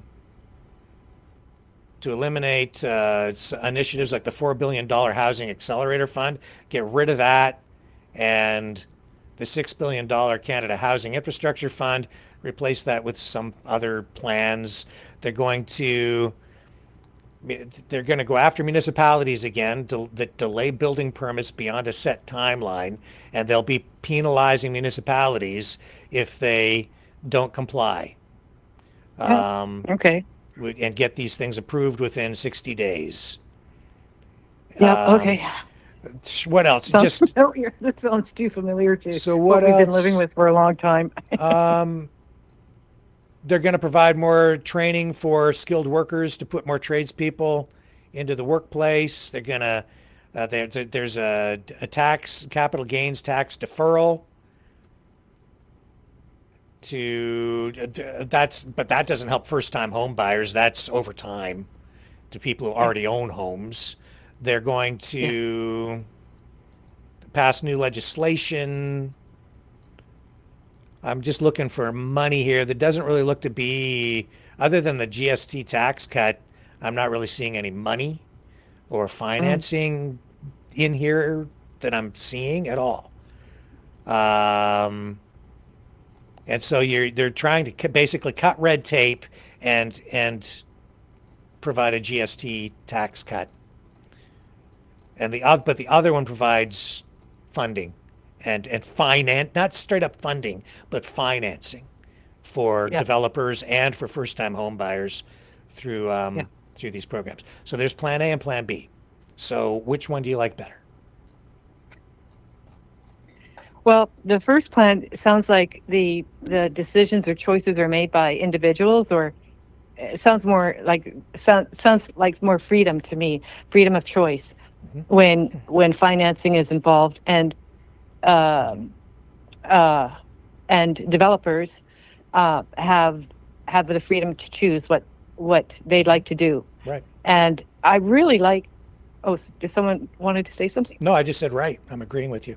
I agree. I agree when you were talking about this before, Rick, a while ago, about how they were able to provide housing shortly after the Second World War for the veterans or soldiers coming back and veterans coming back. I mean, and I like the idea of opening up the market, or opening up the choice to developers and individuals, because the second plan sounds like the government has the control. The government makes the decision as far as when it comes to telling or controlling, or penalizing municipalities, which is where we all live. We all live in a municipality, and there's a timeline. And if you don't get it done by this time, then we're going to penalize you, and we're going to some of the things I was writing as you were speaking.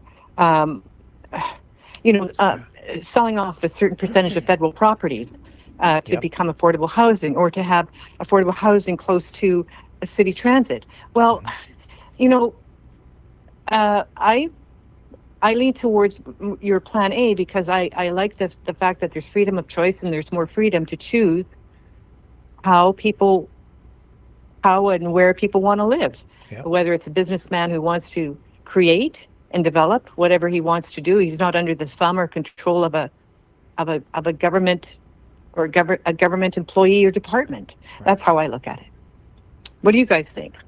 Well, Brandon, Manitoba, Rick didn't tell you, but Plan 1, I think, Rickster, that's Carney. Plan 2 is Polyev. I like both of them. Well, Plan 2 is Polyev? We don't know. We don't know that yet, and I'm not going to say yes or no to either of those things. Dragon, what do you think? I like both of them. You like both of them? And so what do you think, Dragon? He's guessing which is which. Dragon, what do you like? Well, I think that the first option is the best, and I would also add that we could also look into more affordable housing, like those that I'm living into, like basically from the province, that you can probably rent some places for 25% of your revenue. So I think that Plan A is a plan that is more likely to succeed and achieve its goal, because it is providing government assistance in financing, not straight up like we're going to give people money, but it's providing liquidity in the market. So it's freeing up to developers. It's providing capital so that you can stimulate the development and help them build. And then you're also providing assistance to first-time home buyers, or even other home buyers, through a financing program that gives them access to funds to then get mortgages to buy the houses that are built. And then because you're investing, you really are then investing in one of the best forms of investments, which is real estate. You're building communities, you're building the ability for people to build lives, have jobs, have families, communities. You're going to have then strip plazas built around them and businesses. And you're providing the means to finance that through mortgages with some government assistance. But because there's equity being built there, it's very low risk for the government, because you're building value and wealth into your society and your economy, and that comes back, right? Tenfold. You said that very well. So that's a very viable plan. And that shows me that that's somebody who really understands how the economy works. The other plan, I see this approach quite often, especially in municipal politics, when it's like, well, we need housing, we'll get a government building and we'll just convert it into affordable housing. That's plan B. And then, and if municipalities don't fall into line, we'll take this heavy-handed approach and we will penalize them. And we won't send any government money to them. We're going to punish you if you don't do as we say. I don't like that. But, okay, so Rick, there's something like that actually. Hold on, there's something like that actually that is part of what is in Quebec with affordable housing, like the one I'm living at. They have a certain quota, if you will, of people that they have to have the apartment filled in, and if they don't, they can lose some of the provincial incentive or or stuff like that. So So there are those things that explain well built into it. Now, both of them are providing tax breaks through the GST elimination for first-time home buyers. That's substantial and that's very helpful.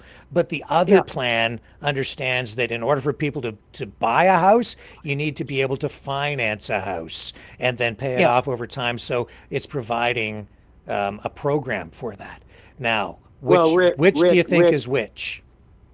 Well, Rick Rimby, during COVID-19, with the lockdowns in Alberta, I think it was in 2021, 22, there was a program. There were empty office towers in Calgary, Alberta. I mean, literally empty. And some of them, they put them into, I think, a federal program to, like you say, to repurpose an office building into residential housing for homeless seniors, whatever.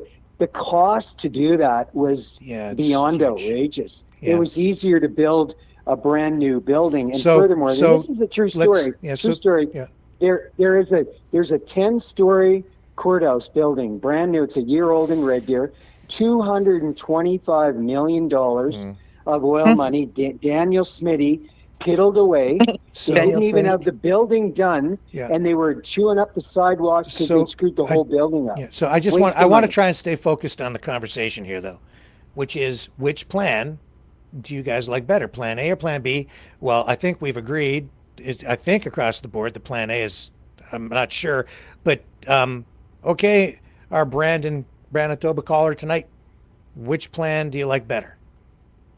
I like the longer term. I like the longer term approach, or what is it? No, it's not longer term, Rick. The way you described it, it's almost like one builds upon another. Yes. One creates more and more, as opposed to the other one kind of being stagnant or just. Go ahead. It's actually unleashing the free market, is what it's doing. Yeah, that's it. It's giving people a hand up, not a handout. It's not. Using government control, it's using it's government helping private business then take action.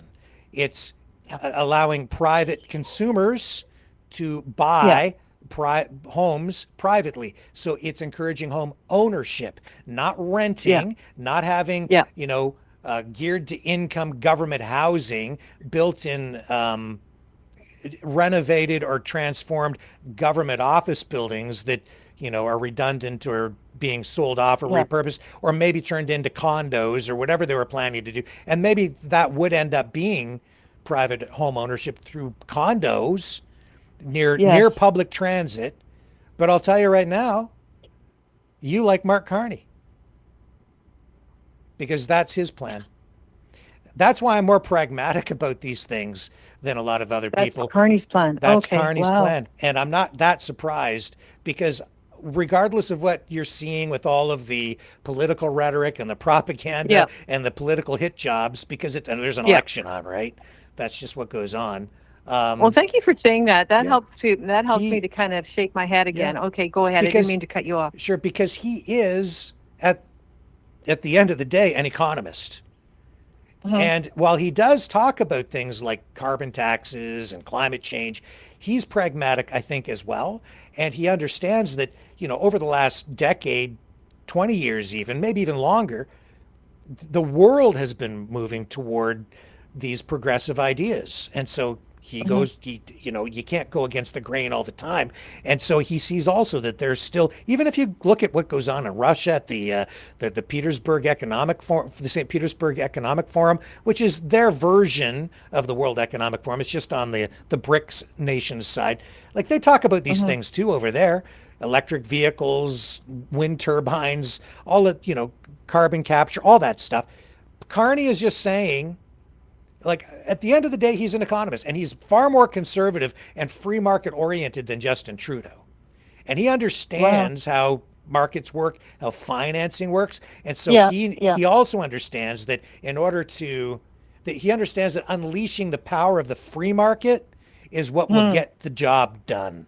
And that's where the financing stuff comes in. That's why it's so pivotal. And yet I'm surprised, actually, that Poilievre, being the conservative, didn't initially embrace these free market principles in his plan to begin with. And so as I began to look at this a while back, I was kind of like, well, I like what Poilievre is doing, because that seems to be more conservative and fiscally conservative than what you were getting from Trudeau, because you're at least getting the tax break, but there's no real assistance there. But with Carney, you're getting the tax breaks plus the realization that a government program giving access to funding, capital. Yeah. You have to have the capital, or you don't have the activity.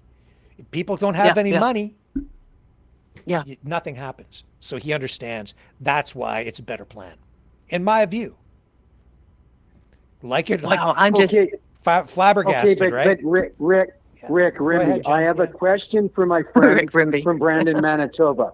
Okay, Dragon, if you vote the Liberals in again and you in Ontario, Alberta's gone. Take that check to the bank. Alberta's gone, one way or the other. Well, how does Manitoba feel about thanks that? for holding that economic gun to our head, just like Donald Trump. Well, no. I mean, how does Manitoba feel about that? No, you got 24 seats, Dragon, in Quebec. You got 24 seats in Ontario. If you vote Carney in, kiss Alberta goodbye. Like, well, how's Manitoba feel about that? That would be. Go ahead, Dragon. I'm going to vote Bloc Québécois. I'm shocked by that vote. Shocked. I'll say this, John. I'll say this, John. I've been listening to some of these separatists, including people like these lawyers, Mr. Rath and Mr. Keith Wilson. Mr. Keith Wilson? And here's my rebuttal. It ain't as simple as those guys are making it out to be. Oh, absolutely. I'm totally in agreement. I want to get Brandon, Manitoba. Yeah. What is your opinion? And you're a very intelligent lady. If Quebec votes the Liberals in, Coleman, Mark Carney, and Ontario, I'm telling you right now, Alberta is gone one way or the other, and we'll take Saskatchewan with us. So you Albertans out there would kiss Canada goodbye over one election of a Liberal government. You would kiss the whole country goodbye because the Liberals got elected. We've had a gutful of it for 50 years. Yeah. We're done. Is that right? Wow. Yeah. What's your position from Manitoba? Because Manitoba leans east sometimes and west. It depends how the wind is blowing. Right, Brandon? Yeah. No, Yeah, and right now that's a fair comment. No, we love Manitoba. No, from that's a Alberta, fair but I mean, comment. Yeah. you guys have always, if the wind's blowing east, you lean east. If it's blowing west, you lean. You've always been that kind of that middle child. So what's the position of Manitoba? At least don't. She's afraid to tell Don't you. lean against the wind when you fight. I think Doug, come on. I think I'm still in shock that what Rick was talking about a little bit. I still kind of have to take that in as far as Carney's future look at housing and here in Canada. That makes me stop and think. Yeah. However, honestly, I would hope that Polyev would seriously look at or adopt this mindset or view on how government can help, not government control, but how government can help. And now I'm just looking this stuff up, and there might be other aspects to the Polyev plan that I haven't uncovered here, but that's what I was able to find, and I've looked it up before, and I think that's fairly accurate. But go ahead, John. Okay, but Brandon, Manitoba, you were boots on the ground, my dear. You were there. Thank you for calling in. Please call in again, because we got nobody from Manitoba. We got you now. What is the boots on the ground feeling in Manitoba right now? Boots on the ground happening. If Liberals get in or Polyev, how you feel about that? Personally, I would still vote and have faith in Polyev. You're with Alberta I still would I'm with you. Yeah, I still think that he's open. I think I don't know, but I hope that Polyev listens to this show, and I hope that he's I really do, and I hope that he stops to listen to people calling in from Canada on your show, Rick. And I just think that I just like the fact that he's a younger man, he has a young family, and he can relate to a lot of what people his age are going through. And from what I've heard in his speeches in the past, and I just think we need a fresh new start, and I'm hoping that good people will surround him like you guys. So you know what my big concern, thanks, guys. You know what my big concern is here, just before we sign off? Yeah. All the people, all the voices out there calling for Canada to become the 51st state, or at least Alberta to become the 51st state, or maybe the whole country. All those voices, what side of the political aisle do they come from? Every single one of them. All the influencers, all the political people, but especially the online influencers. What side are they coming from? Conservative. Everyone. And there's a network of them, and they're all in lockstep. Every single one of them. Oh, God. Every one of them. Think about it. You go watch your videos, and then you ask yourself, what are they advocating for? Who are they supporting? And they're all supporting Polyev. Every one of them, and they're calling for the breakup of Canada and for us to become the 51st state. Every single one. No, you go find me one on the other side. That's not good either. No, you go find me one on the other side that's calling for Canada to join the U.S. on the other side of the political spectrum. You won't find a single voice. So that's my concern. So I'm wondering, that's a good point. Who is being genuine here? Who's being honest with us? I think it's very hard to know. Yeah, that's it. Who's being honest with us? Yes. Yeah. So at the end of the day, I would just caution everyone, take everything you're seeing online with a grain of salt. And just remember that there is an election ongoing, and both sides are engaging in political smears. There's a lot of lying going on. And it's hard to know who the good guys are, who the bad guys are, and who the true Canadian patriots are. It's very difficult to know. Yeah, good point. Good point. So, well, Rick, it's Rimby. Yeah. I have a special request. I don't know if you can do it or not. I can't. We have nobody in Manitoba. Okay. And I think this lady, this wonderful, intelligent Sharon, right? Brandon, Sharon? Manitoba. Yeah. Sharon. I think I vote for her to be knighted, Rickster. We have nobody from Manitoba. You want me to knight Sharon? A special request from Rimby John out of Alberta to knight this lady from Manitoba. Brandon, love ya. Well, I can do it. She won't be able to hear it though, John, because she's in the That's calling okay, but portion here. can you do Well, I enjoyed you guys too. my so request? thank you. Okay, well, don't go away, Sharon. We need you on Yeah. the other side of this, but okay. Hang on, Sharon. We hereby collectively tonight knight you, Sir Sharon.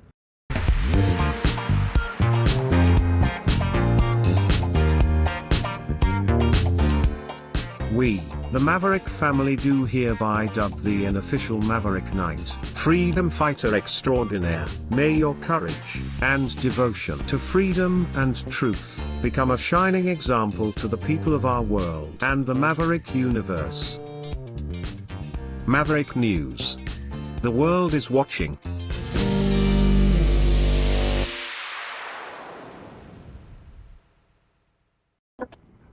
Okay, Sharon. Yeah. Sir Sharon, you have to promise now to always use your super knightly powers for good and never for evil. Ever. Only for good deeds. And That's right. And that's the Maverick way. So, Yeah. Well, I enjoyed you guys. See, thank you so much. Oh wow, this has been the best call of all of April, Sharon. So far, Thank you yeah. from Manitoba. We love you you. set the bar high, Friendly Sharon. Manitoba. Friendly Yeah. Manitoba. Yeah. Thank you so much for calling in tonight. We really Okay, appreciate good night. it. Okay, thank All you. right, see Yeah, ya. thanks. Bye-bye. Bye. It's Well, better stay on than the the line. member Stay on the card. line. Don't hang up. No, she's going. Okay, we She- need a she- final comment from you. Hey, don't hang Okay, up. you want another final comment from her? I thought that was it. No, Okay, we but need a Sharon, final go comment ahead, give around us the a show here. super final comment. Well, I'll see you guys on the other side. There you go. That's perfect. That's perfect. If there you On the flip side. Oh, well, you know, with that, Yeah. yeah, I mean, what else can I say? What do you want to hear tonight, Sharon? Our closing song. Let you get to pick. I like the original the first song that you ever did about Cosmo. I like Cosmo. Free Dog. Okay. Free Dog. Ladies and gentlemen, here it is. One more time. I'll see everybody back here tomorrow night, 7 p.m. Eastern. On the flip On side. the On the flip flip side. side, love you, Dragon. Love from Alberta, bro. Love you, love you, love you. Take it away, Cosmo. Good night.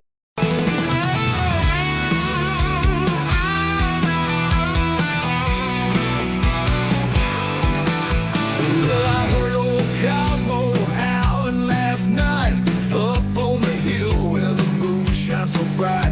He was singing a tune, lonesome dogs cry about freedom, running and touching the sky. If I leave here tomorrow, would you still remember me?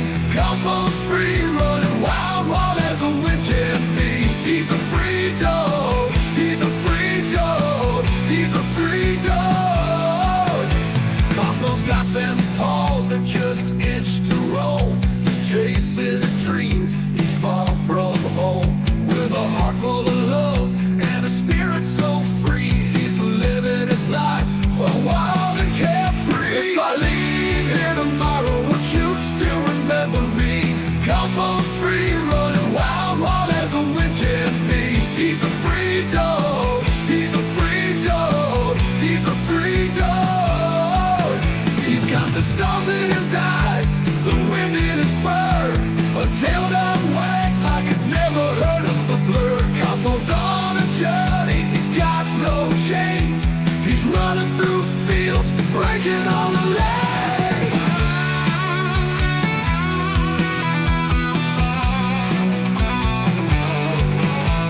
Now the night's getting cold and the sky's turning gray. But Cosmo's still out there, he's miles away. He's not looking back, he's got his path to tread. With every step, he's leaving his bed. If I leave here tomorrow, would you still remember me? Cosmo's free, running wild.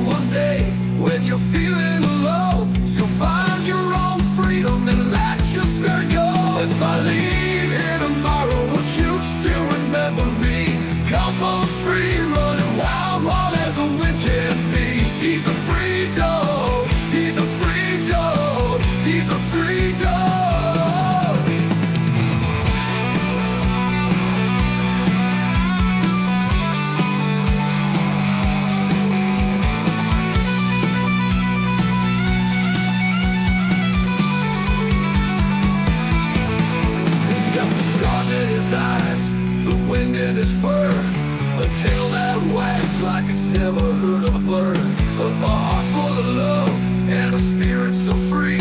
He's living his life wild and carefree. He's got the stars in his eyes, the wind in his bird, a tail that wags like it's never heard a word. Cosmos on a journey, he's got no chains. He's running through fields, breaking all the lanes.